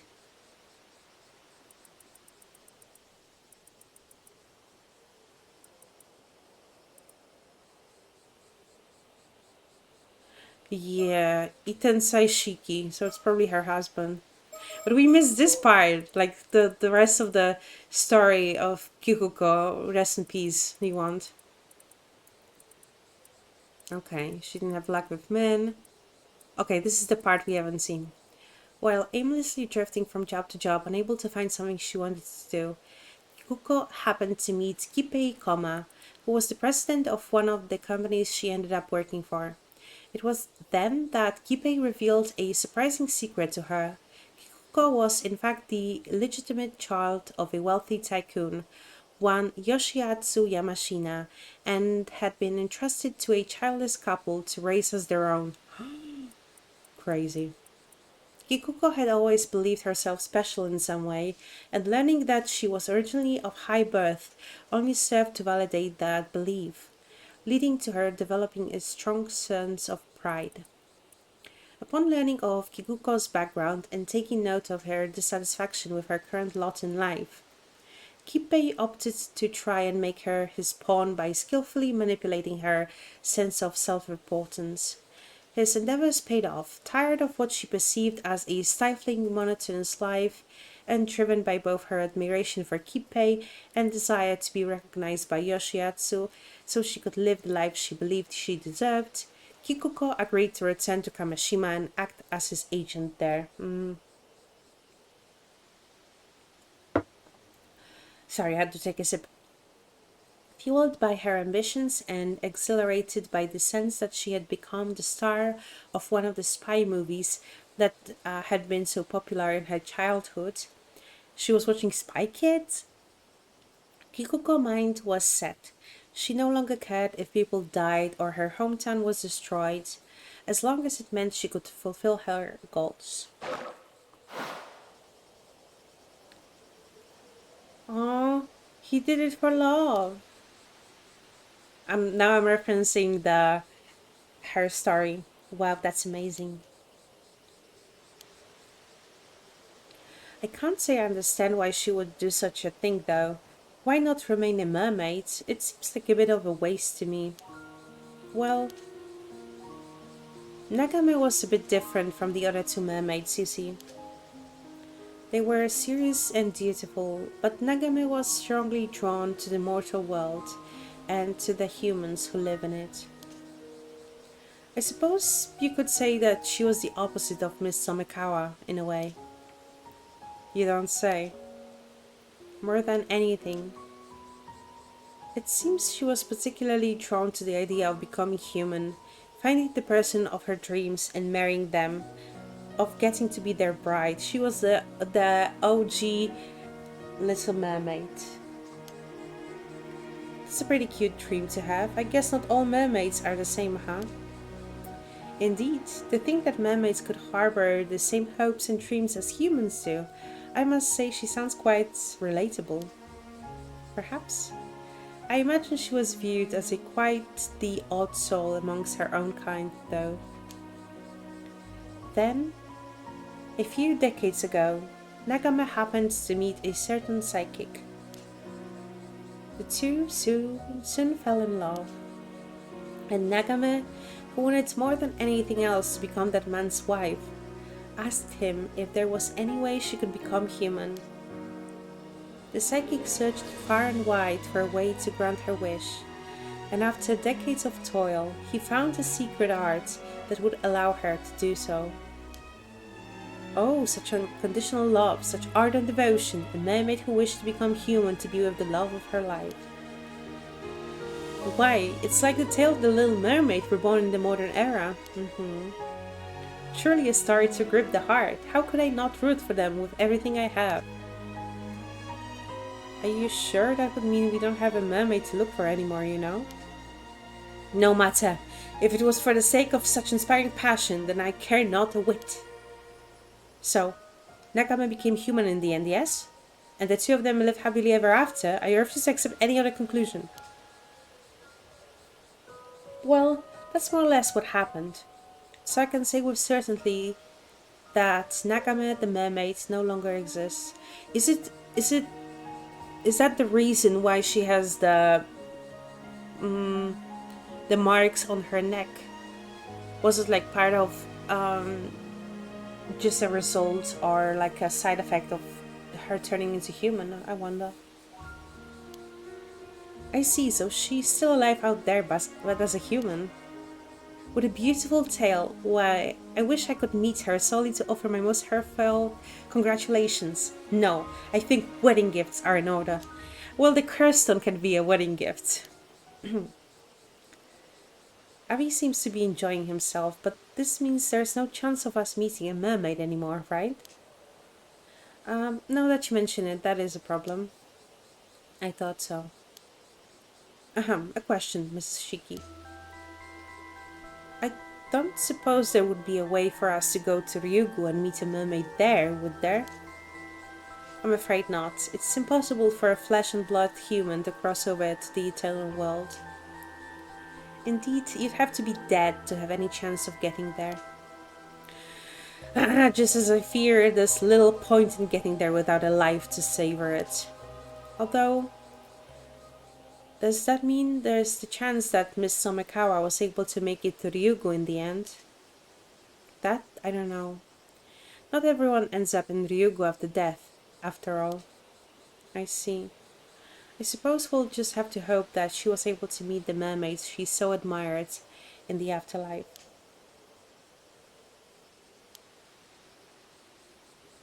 That would be all I can tell you there. Are you willing to give us your curse stone now? Well, knowing that we have no chance of meeting a mermaid now has thoroughly dashed all my hopes and dreams. But you did share with us a most charming tale of mermaid love and longing, so I suppose I can't complain. Here, the curse stone. It wasn't that hard, after all. Thank you. Soda, could you take a look at it for me? Very well. So now they know how to dispel the curse of the raging waves. I see. If you don't mind, there are a few details I'd like to confirm with you before continuing, Avi. Very well. Go ahead and ask anything you like. I'll even give you the map we used. It originally belonged to you and yours, after all. Is that the same symbol as... It can be. It's not the same symbol as the one that triggers the other curse, right? I hope not. Thank you in that case. I see. I think I know how to lift the curse of the raging waves now. Finally. It certainly has been a long road to get here.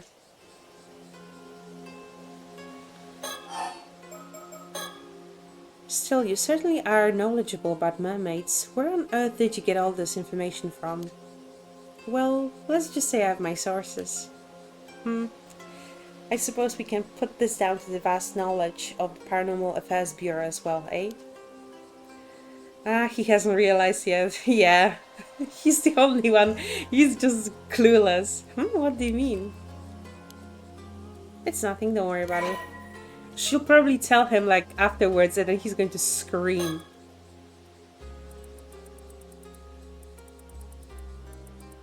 Yes.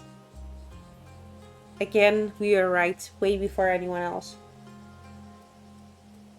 Yumeko was formerly a mermaid by the name of Nagame. Unlike her more serious compatriots, Hayase and Soba, Nagame was free-spirited by nature and held a keen interest in both humans and the mortal world. She was even known to break the rules to sneak out and observe human society, something which often put her at odds with the other two mermaids and led to her being viewed as something of a maverick. When the entrance to Ryugu was sealed 400 years ago to suppress the curse of the raging waves, rendering the remaining mermaids unable to return home, Sobe was overcome by grief. However, Nagame was thrilled and seized the opportunity to travel the world at her leisure, which deepened the rift between her and Sobe. For the next 350 years, Nagame bore witness to the lives of countless humans around the globe, from every culture and era, and her yearning for life in human society continued to grow. She was particularly enamored by the concepts of marriage and becoming a bride, finding the idea of pledging one's life to someone and living hand in hand with them from then on enthralling. It was this she found herself longing for above all else. About 50 years ago, Nagame met a certain talented psychic in Japan. The two quickly fell in love, and Nagame, who by that point had begun to earnestly wish that she could give up being a mermaid and live among humans in the mortal world, asked him whether there was any way she could become human. Wanting to fulfill her wish, the psychic began to search for a lost secret art that would allow her to assume human form. The two overcame countless hardships together in their quest for the art, and after decades of searching, they not only found it but finally succeeded in perfecting it. However, the secret art that would grant Nagame her wish demanded a heavy price. For a mermaid, a being who lacked immortal form in the material world, to gain a human body, the caster's own body would have to be sacrificed. Using this art would render them unable to live side by side as humans, as they had so long to do. What? The two agonized over their decision. Despite their decades-long search, the different worlds in which they lived continued to keep them apart. As a mermaid, Nagame could neither join him on land, nor appear before others. The life together they yearned for remained a distant dream.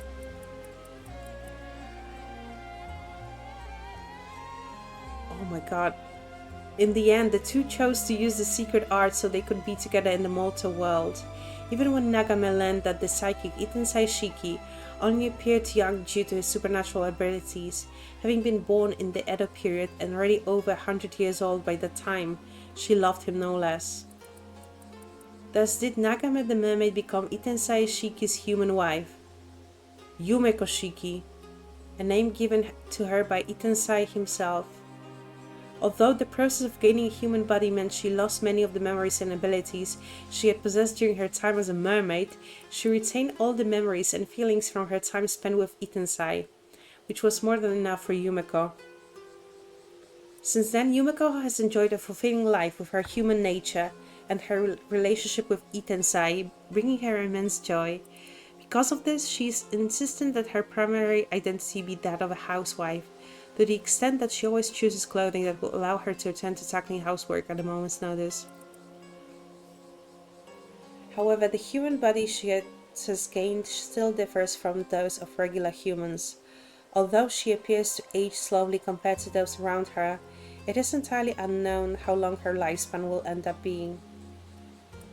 Following her rebirth as a human, Yumeko decided to pay a visit to Sobe in the depths of Ise Bay to explain her decision and introduce her partner. Abandoning her form as a mermaid to become human was a grave violation of the rules they were bound to, and she expected Sobe to receive the news with utter contempt, if not sever her ties with Yumeko completely. But her expectations were pleasantly subverted. Sobe herself had since forged her own deep bond of love and trust with Maremi Nakuchi, one that similarly transcended their respective species, and understood her feelings, thanking her for introducing Itensai to her. However, Sobe never showed herself to Yumeko after that. Wait, why can't I... Where is my... Okay, my controller is always not working. After many twists and turns in their quest for happiness, the spirit of Itensai Shiki... What? Who sacrificed his body so that Yumeko could live as a human, has come to dwell in the body of a small dog? Okay, that's weird. And he continues to enjoy retirement and a quiet life at Yumiko's side in his home in Tokyo to this day. Her husband is a dog. Her husband is a Chihuahua. Her husband is a Pomeranian. Even before his retirement, and despite his current form, he remained an active force in the the dog. Having devoted his time to such things as taking Sodo Kiryu on as his protege after discovering his potential. Your mentor is a dog. Oh. So is he a dog that can talk? Assisting with management of the Paranormal Affairs Bureau for old time's sake and sending Yumiko, who knew of the Bureau and the work it did, to help out as well. Because for a second I thought we would be Iten Saishiki. Because we were like, ooh, spirit, but like, this is a dog.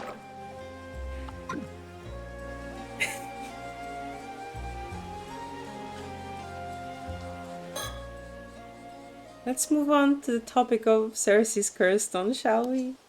Alright, here it is. One of the locals we ran into earlier was planning to use his curse stone to cause a massacre, so we confiscated it. Goodness, that's far more disturbing than I was imagining. It sounds like you were lucky to escape unscathed. Where is this local now? Dead. Oh well, I'm afraid she managed to slip away after we took her curse stone. I imagine she's fled to the island by this point. I see. I suppose she won't be able to get up to any mischief without a curse stone, at least. So, who was this would-be mass murderer, and what exactly was she planning to do? She said her name was Kikuko Tsutsui. She didn't have any spirit sense to speak of, though. She tried to use her curse stone to get Abby to tell her what he knew about the mermaids, but we managed to fend her off and take it from her. That's right, she had hand mirrors and business cards marked with the symbol that serves as the target for the curse, and hadn't them out around the island in advance for whenever she needed to activate it. A premeditated crime, in other words, and quite a thorough one too. That was quite a dangerous position you were in. I'll say, if we hadn't caught on to her intentions, I've no doubt we'd be sleeping with the fishes by now. Such is the nature of dealing with curses, I'm afraid. We never know when you might end up the target. No need to tell me twice. I've heard quite enough of curses by this point. A prudent attitude. A curse's corruption starts from the heart. Indeed, so I'll be sure to remember that. He was trained by the dog! Did you learn what this Kikuko was after in the end? To be honest, I wasn't all that sure myself. Apparently she was looking to get her hands on the mermaid to impress some tycoon called Yamashina. It seems he's looking for a way to become immortal. Oh, we know the guy. What? A tycoon called Yamashina who wants to become immortal? It couldn't be. Oh, you know him? Did she mention where she got the curse stone from? Could Yamashina have given it to her? Actually, it seems like that was someone else. As Kikuko would tell it, she's Yamashina's illegitimate child, but he refused to acknowledge her. While she was pondering ways to gain his approval, this young CEO, his apprentice, swooped in. He offered her a sympathetic ear and a curse stone to use to accomplish her goal. I think that was the long and short of it. Something like that, yeah. What? So there's someone else involved? It turns out we knew the CEO she was talking about too. We were pretty shocked. It's all coming together. They all have to they all have to work together as a team. So the CEO was the original owner of the curse stone, was he? What is his name? He's another immortal. He's a young man named Kipei Ikoma. Although I dare say young isn't the first word that would come to mind when looking at him. What? Kippei Ikoma? It can't be. Huh? You know him too?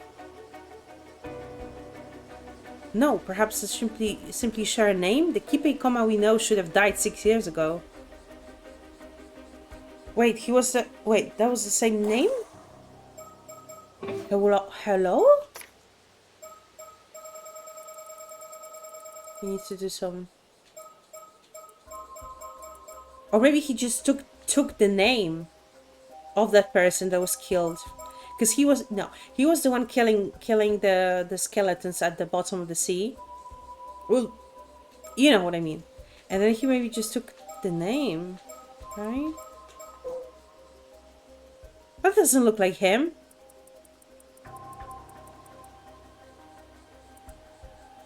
Kipe, yeah, that's Kipe Ikoma.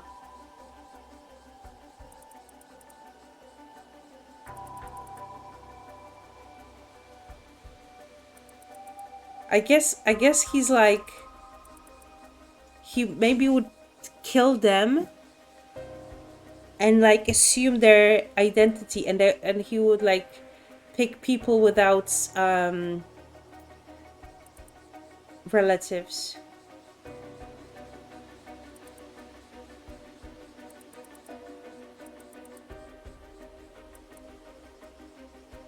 Yeah, because they were killed by the curse stone that he had.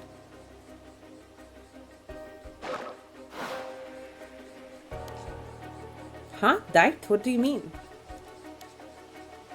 Would you mind taking a look at this, Abby? A portrait sketch? Who might this be? The Kippei Ikoma you know wouldn't happen to look like this, would he? Kippei Ikoma? Oh no, he doesn't look like this at all. Yep, this isn't him. I see. Could you give us the curse stone you have, Cersei? Sure, here you go. Soto, would you mind taking a look at this one too? Of course. This is... the curse of Tomoshige? And it has the power to cleave its target in two. Ma'am, this is it. The curse from the Toba case. Yeah, I thought so. What's gotten everyone so excited all of a sudden? Right, I suppose we should explain. The name of the man in the sketch I just showed you is Kippei Ikoma. He was killed 6 years ago, and his skeletal remains were recently found in Toba. The cause of his death was a curse, one that kills its victims by slicing through them, bone and all. In other words, it's highly likely he was killed by the curse within this curse stone, the curse of Tomoshige. Huh? Wait, what wouldn't that mean? You're telling me that this Kippei Ikoma was killed 6 years ago by the curse wielded by Kippei Ikoma? Yes. In other words, the current Ikoma is an imposter. The Kippei Ikoma you know, the company president, is a different man. He used his curse to kill the real one 6 years ago and assumed his identity. That's what I just said. What? You're telling me he isn't the real Ikoma? I see, so that's how it is. Yeah, and since he's an 800 years immortal, he has to do it like every decade, because like obviously he's not going to age. In that case, just who is the man calling himself Kippei Ikoma now? I can't say, but it seems like he's quite the dangerous fellow. So he was an immortal! I knew it from the beginning! Good thing we managed to take his curse stone, I'll say. Yeah, at the very least, we shouldn't have to worry about him using his curse anymore. By the way, I believe he said that this Ikoma is Yoshiatsu Yamashina's apprentice. If that's the case, and Yamashina had someone working for him who had a curse stone. Could Yamashina have been pulling the strings from behind the scenes? It's possible. We should get in touch with Detective Ide and see if he can't take Yamashina in for questioning. With any luck, he'll be able to detain Ikoma as well. Huh. Is something wrong? Oh, we kind of already told Ikoma about the Forsaken Fish Curse Stone. He did help us out earlier, after all, it only felt fair. I suppose we can assume that the information has reached Yamashina as well then. Alright. He also asked us to look for a bronze mirror that's used to lift the curse of the raging waves. The still-tight mirror, I think. The still-tight mirror, eh? Just what could he be planning? Either way, it seems we'll have to keep an eye out for any movement on his end. Ah yes, we were hoping you could do us a little favor, Cersei. It seems you don't have a mermaid to be searching for anymore, so perhaps you could use that extra time to help us out? What do you think, Abby? Very well, permission granted. How kind of you. It's nothing strenuous, I assure you. We just want you to find out Kipei Koma's current whereabouts, that's all. Oh, just an ordinary chore then. We want to focus on getting the curse of the raging waves lifted as soon as possible, you see. It would be a huge help if you could pin him down in the meantime. Okay, I'm not saying anything. He's definitely up to something, and most importantly, you know what he looks like. We'll ask a detective from the Mie police to look into things there too, but one can never be too cautious. Both his true identity and goal remain unclear. Be very careful when dealing with him. I guess that means we'll have to go back to the mainland for now. We do have some time left before the last ferry is set to sail, I suppose. Okay then, I do want to find out what's going on too, so we'll see what we can do there. It seems we'll be helping you out with your work then, in that case. Please do consider putting in a word on my behalf. Alright, I'll see what I can do. He's really scared he's going to be locked up for good. We appreciate the help. If you learn anything of note, leave a message at the station, alright? Got it. Thank you. You're finally helping everyone else, not just doing whatever the heck you want because it's your adventure. I suppose we should see about lifting the curse of the raging waves then. Let's get in touch with Detective Ida first. We can find Wakamura after that and see if we can't get him to cooperate. Understood. Let's be on our way then. It's all coming together, guys. But why is this one not finished?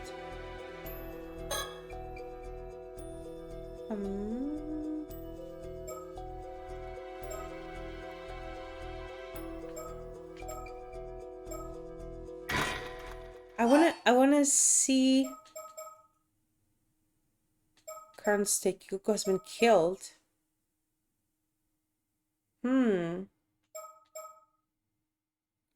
Standoff with Mera. Okay. Okay, so now she's looking at us and then she's looking bad. We have the mirror. Throw it away. Cersei, pass me the hand mirror you received earlier. Oh, sure. Take that, and some of this.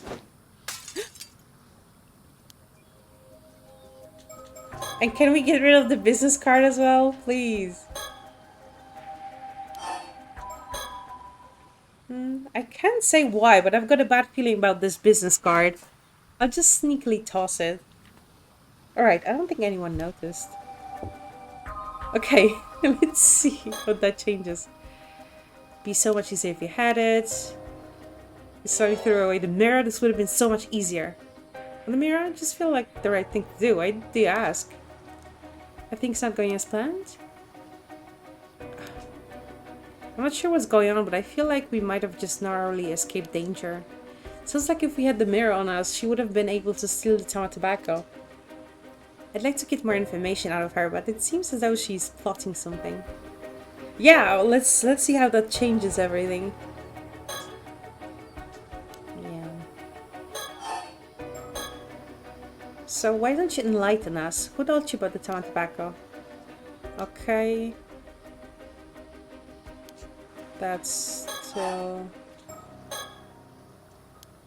Okay, but we don't know... Okay, wait. We need to talk to Cersei.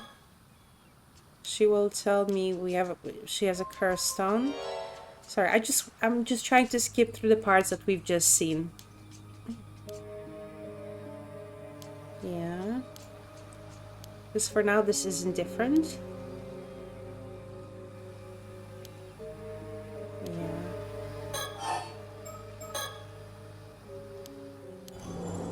Ta-da! We have a curse stone. Let's see. You were planning to use your curse stone on us to steal the tobacco, weren't you? But we tossed both the business card and the hand mirror, so you're cooked.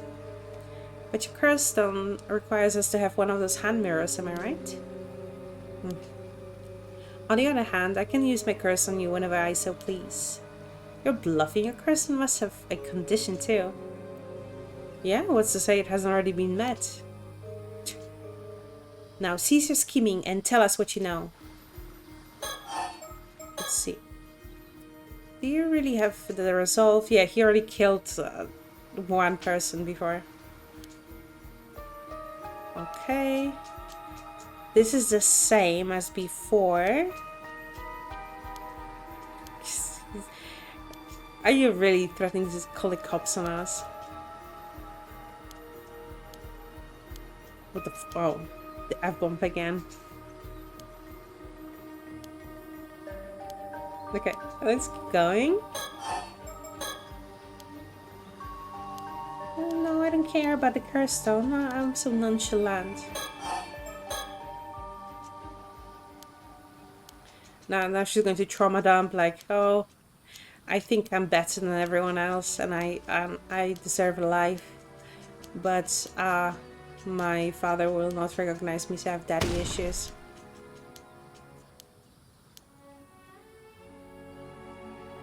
Yeah. Let me take a sip of water while she's trying to trauma them.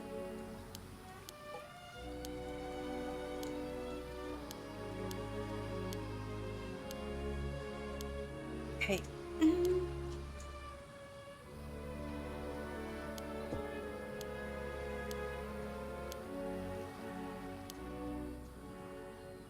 He's incredible. Okay. Yeah, she really likes him.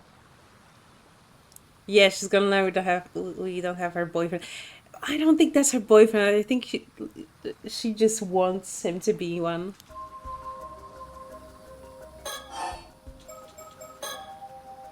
Kipe Ikoma, you say, from Sala Planning? Huh? You know Mr. Ikoma? Indeed. Just met him the other day. In fact, I even got his business card. Huh? You have Mr. Ikoma's business card?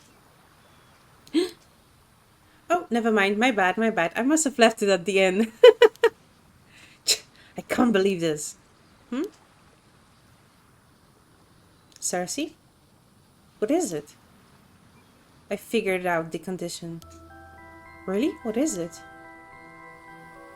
It was hidden on the hand mirror all along. I figured it out like half an hour ago. Hey, what is my controller doing? The commission mirror illustration is what immediately draws the eye. But that's not it. Wait. Sorry. I thought I would be able to like look at it before I make a choice. See that symbol over there? I just couldn't shake the feeling I'd seen it before. And sure enough, Ikoma's business card had the same symbol on it. Oh, you're right. This mirror is suspicious, and a business card with the same symbol as a suspicious hand mirror is equally suspicious. Simple as that. So that's why you threw the card away earlier. Oh, you noticed? Either way, seeing Kikuko's reaction to hearing we had one of his business cards told me everything I needed to know. Ah, yeah, we outsmarted you, and we didn't even have to shove you into the ocean and kill you. Enough with the whispering already. The jig is up, young lady. The condition for your curse is the mysterious symbol inscribed on both the hand mirror and the business card.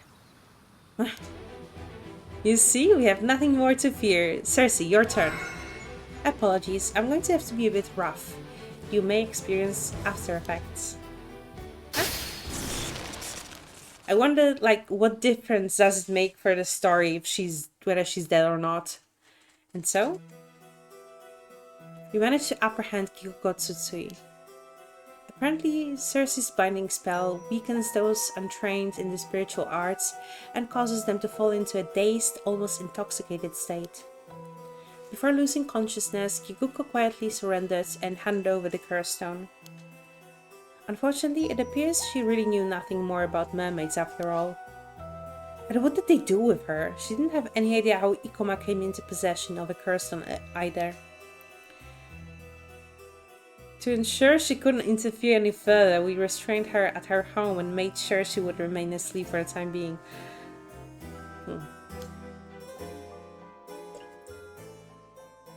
Much later that very night, we learned that Kikuko had planned to massacre the island's residents using the hand mirrors she distributed. By sheer coincidence, our actions had also prevented a mass slaughter.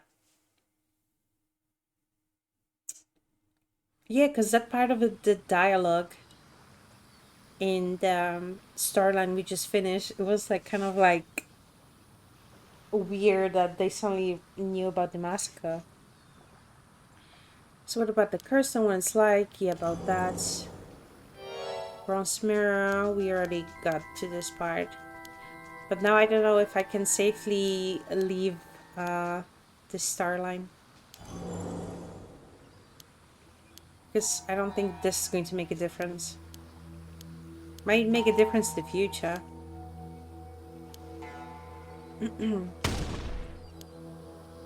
Especially since, like they said, she didn't give them any additional information. So I don't think this dialogue is going to be any different.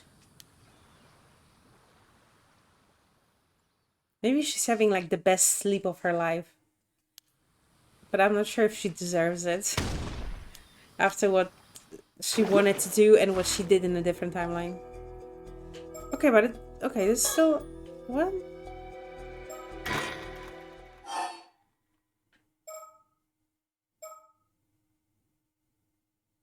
That's weird. Okay.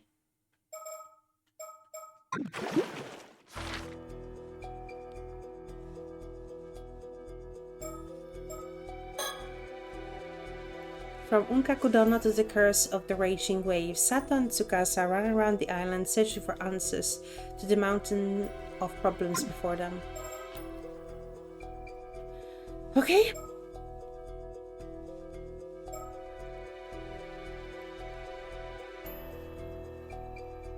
It starts to let you change the two from dead to alive when it gives you her status. True, but now the question is like, what do we need it for? Well, which obviously we cannot answer for now. Why do they hate each other? What? That was the biggest enemy of the bisexual queen, Maverick Mandy. A dapper dancer on the Bamboo Breakers dance team, known for his fleet footwork and vibrant display of tail feathers.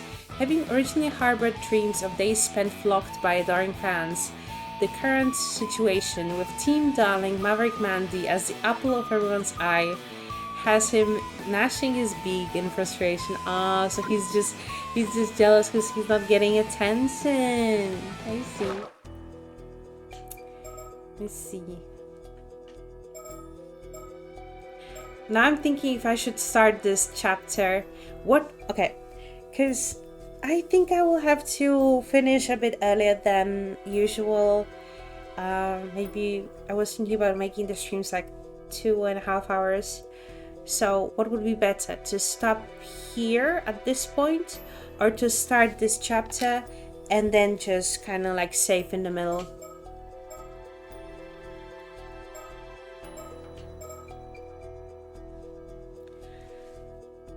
And now I'm thinking with the birds. Okay, this is not where the birds are. Are they? Yes, they are.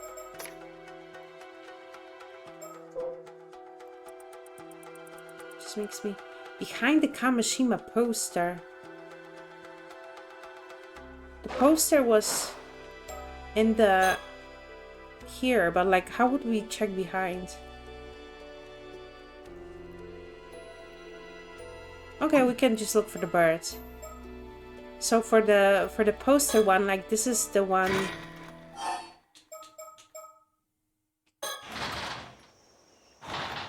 Yeah, I guess. But how would I check behind the poster? Or would that not be counted as a poster? Oh, fuck you, Wakamura. Oh, yeah, the symbol was there all along.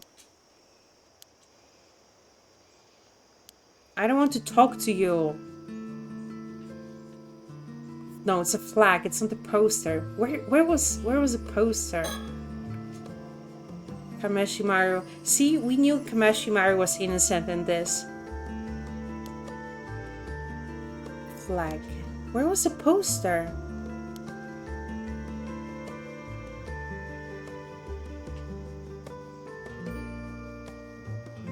Well, not here, that's for sure.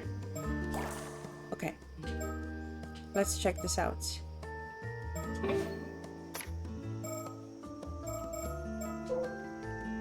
Wait, why are the skeletons in the gameplay guide? On the seabed. Okay, that's probably diving. Visiting Anno Town. Which one was Anno Town?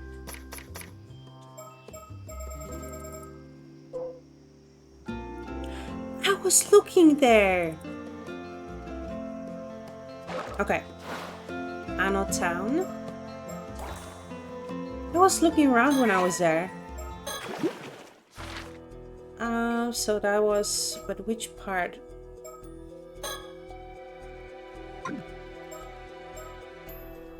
No. This one? Yes. I need the chat to log in and help me find them. Especially with the clues. Oh my god, why are you so scared? Stop. We're looking for the birds. How'd they miss it? Where was it?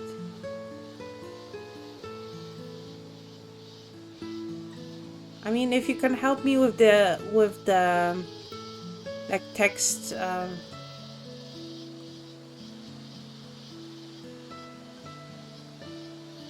where could it be? Okay, it can't be so obvious.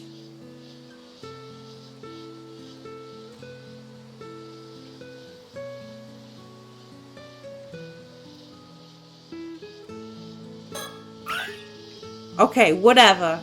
It's a penguin. I love penguins. I need you to like try to help me figure out what chapter I should go to find the other ones. So who is he? Little Blue. He's so cute. I need to take a screenshot of him.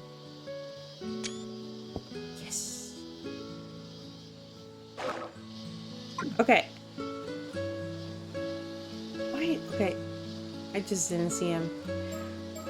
Let's go back to the story chart. Let's read about him. Oh, he's friends with Tit for Tat. The leader of the hoodlum band, Blue's Brutal Beaks, albeit in name only, the son of Abe's Academy's board chairman, he turned to delinquency in defiance of his father, who refused to accept Tit for Tat, the very first friend he ever made. Oh, so cute! Although small in stature and timid by nature, those who have seen him cornered tell a different story, describing his berserk behavior as that of a bird possessed. And he's so cute! He's my favorite right now. Aww. That was your friend, and your rich dad wouldn't accept him. Aww, so cute. Okay, let's see more stories. Kamishima poster. Where did we see a Kamishima poster? On the seabed, whatever.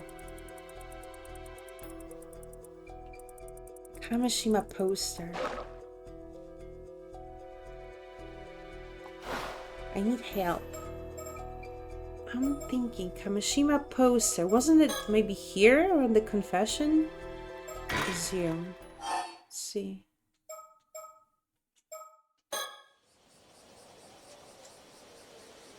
Oh no, now she's going to go through the heartbreak again. Oh, guys. Guys, you don't get it. Okay, no, they left. That was not the right location. Okay, there are no posters here, I think.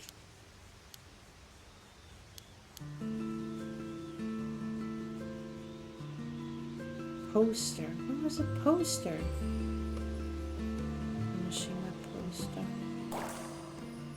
Okay, not here.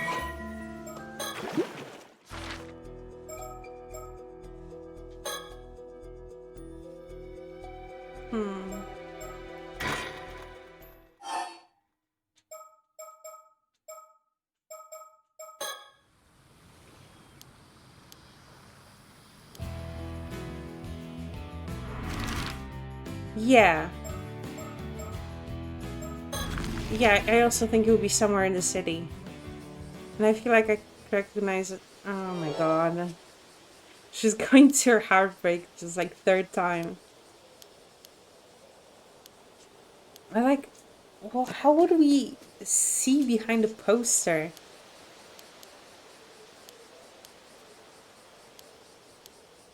Okay, guys. I cannot even stand there to look. It's so annoying. I don't think there were any posters at the jetty. Because like for the Kikuko conversation. Okay, can you let me like... I don't want to run into people. I just want to look for the birds. Shotara, I don't trust you. Go away. Yeah, go. Go, I don't care. Maybe it will be sticking out. Okay, but like, if I cannot go back there... Actually, no, I cannot look around. Then it's like, this part is pointless to check out.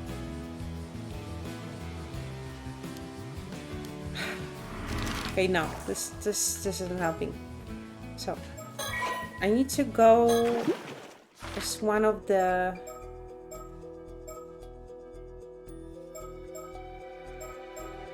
They were able to walk around somewhere, right?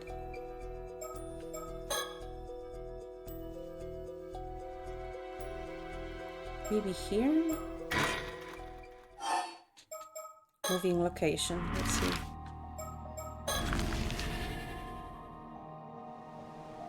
Okay, it's night.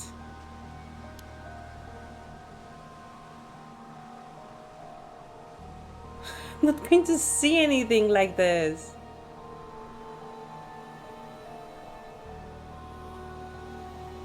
But there isn't a place for a poster, right?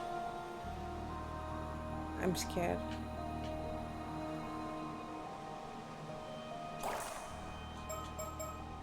Okay, now, move.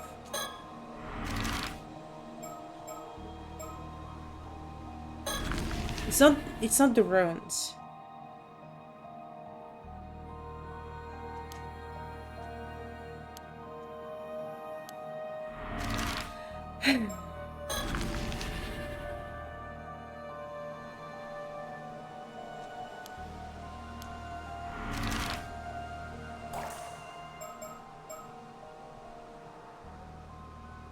In his hotel? We can check it out, yeah. The hotel here. Let's see. Oh yeah, it was. But like, I don't see anything.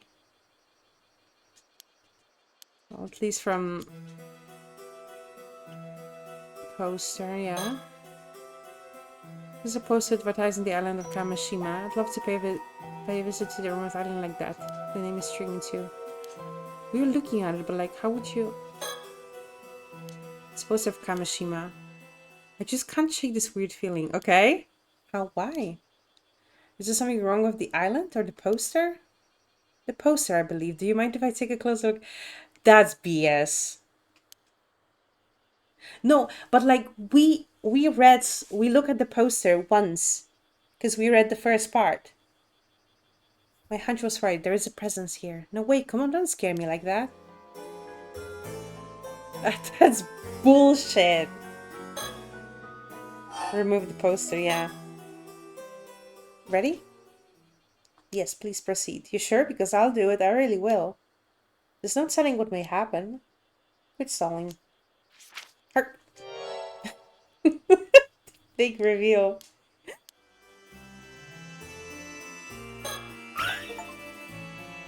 And I got an achievement. On the seabed. My god. Wait.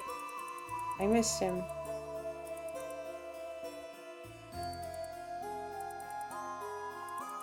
Oh. Don Haroun.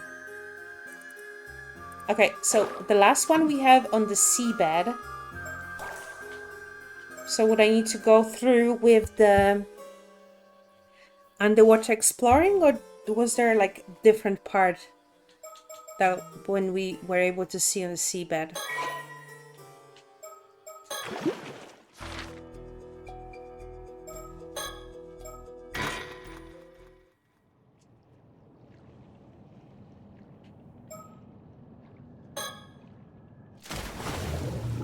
I don't know, because where would it be?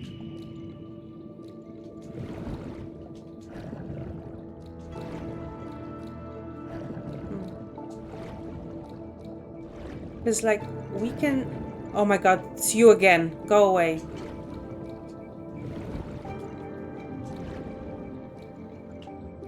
But I don't see, because it would be like a question mark thingy, right? Okay.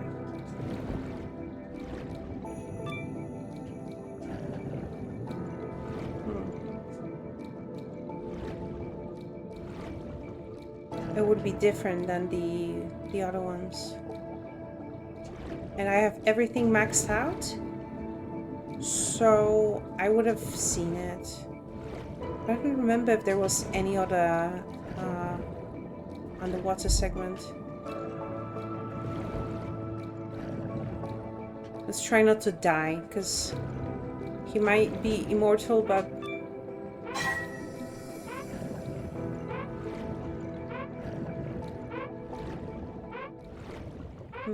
So we can't do anything underwater. Well... But again, like, if we have everything maxed out, then we see all of it, like, from a distance, you know?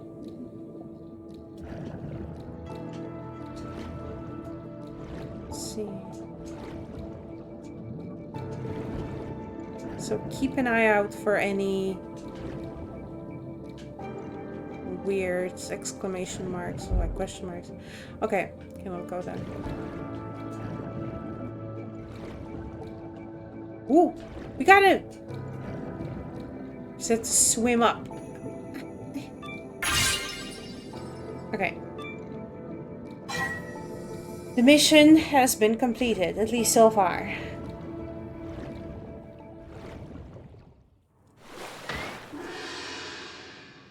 Okay.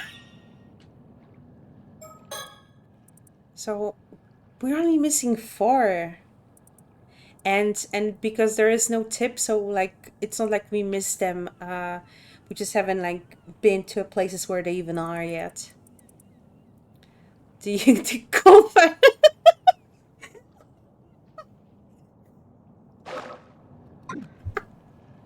Okay, let's go back to story chart. Read the 2, and then we can wrap this up. He's enemies to lovers with God knows who. Okay. He's friends with the... Okay. John Haram, the maverick leader of the tight-knit, delinquent crew Rebels Roost. Temperamental by nature, he often flares the impressive crest on his head to intimidate intruders on his turf. Although long-term rivals with the Ocean Outlaws hooligan gang, in recent days he's also found his feathers ruffled by the increasingly bold antics of Blue's brutal beaks, pushing his patience to the limits. Anyway, and he hates the Ocean Outlaws. Okay, so they're all like different gangs, yeah. And then they hate each other, and then only he hates the Goldfeather and he likes him? What? The second in command of the Ocean Outlaws hooligan gang, the sharp-feathered bird is instantly recognizable by the chic black band on his tail feathers. Beneath his sunglasses, his sharp red-rimmed eyes are constantly focused on the top spot in the gang, and these ambitions have led him to scheme with others in an attempt to exploit any cracks they can find in Albatross boss's overwhelming charisma. The Goldfeather is going to betray Albatross boss. That's crazy, yo.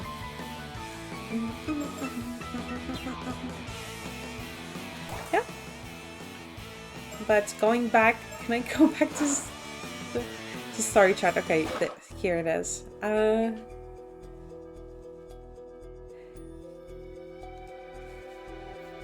I think as usual, we did a good job. A lot of the theories were confirmed. So we know Yumeka was the last mermaid. So there are no mermaids around as far as we know. No mermaid flesh. No one else will become immortal. But we know Kippei is our enemy, unfortunately. And we don't know who we are as a player, who we're going to guide, but you know, Kikuko is out of the picture, at least for now. 2 curse stones are safe, and again, what's funny is, like, for the people who played the first game, what's funny is that Yumeka, who's the Paranormal Affairs Bureau, now she has 2 curse stones, so she's collecting 2 curse stones, and it's just like it's a parallel of what happened in the first game, because then the 2 policemen, they're also collecting the curse stones, so they're just basically doing the same thing in 2 different circumstances. Yeah, welcome back, Tetsuo. Yeah. And even we had the threatening phone call, that was also the same thing from the first game. Yes, I'm happy we got to do all this, and I am again hyped, and I see that what we're going to do is we're going to move to the hopefully good timeline for Sato and Tsukasa, where they're not going to die because Kikuko cannot kill them, and I'm assuming also like they wouldn't know that like she's an immortal. No, they still would, but the tragedy is not going to happen. And I was thinking that after I'm after I finish playing Paranormasight, maybe we can switch to Baldur's Gate, which will be a little bit more action. Still will be a lot of story because I haven't finished the playthrough. I just kept it because, like, since I started at some point I started playing on stream, I was just like, you know, I mean, I've continued, but now I'm looking forward to continuing, so I wanted to do Baldur's Gate as well. And there will be voice acting, so you won't have to like hear me read all of the stuff. Yeah, but thank you very much for watching. Have a good rest of your day or a good night, and stay comfy. And next weekend we're going to continue this part. Thank you so much.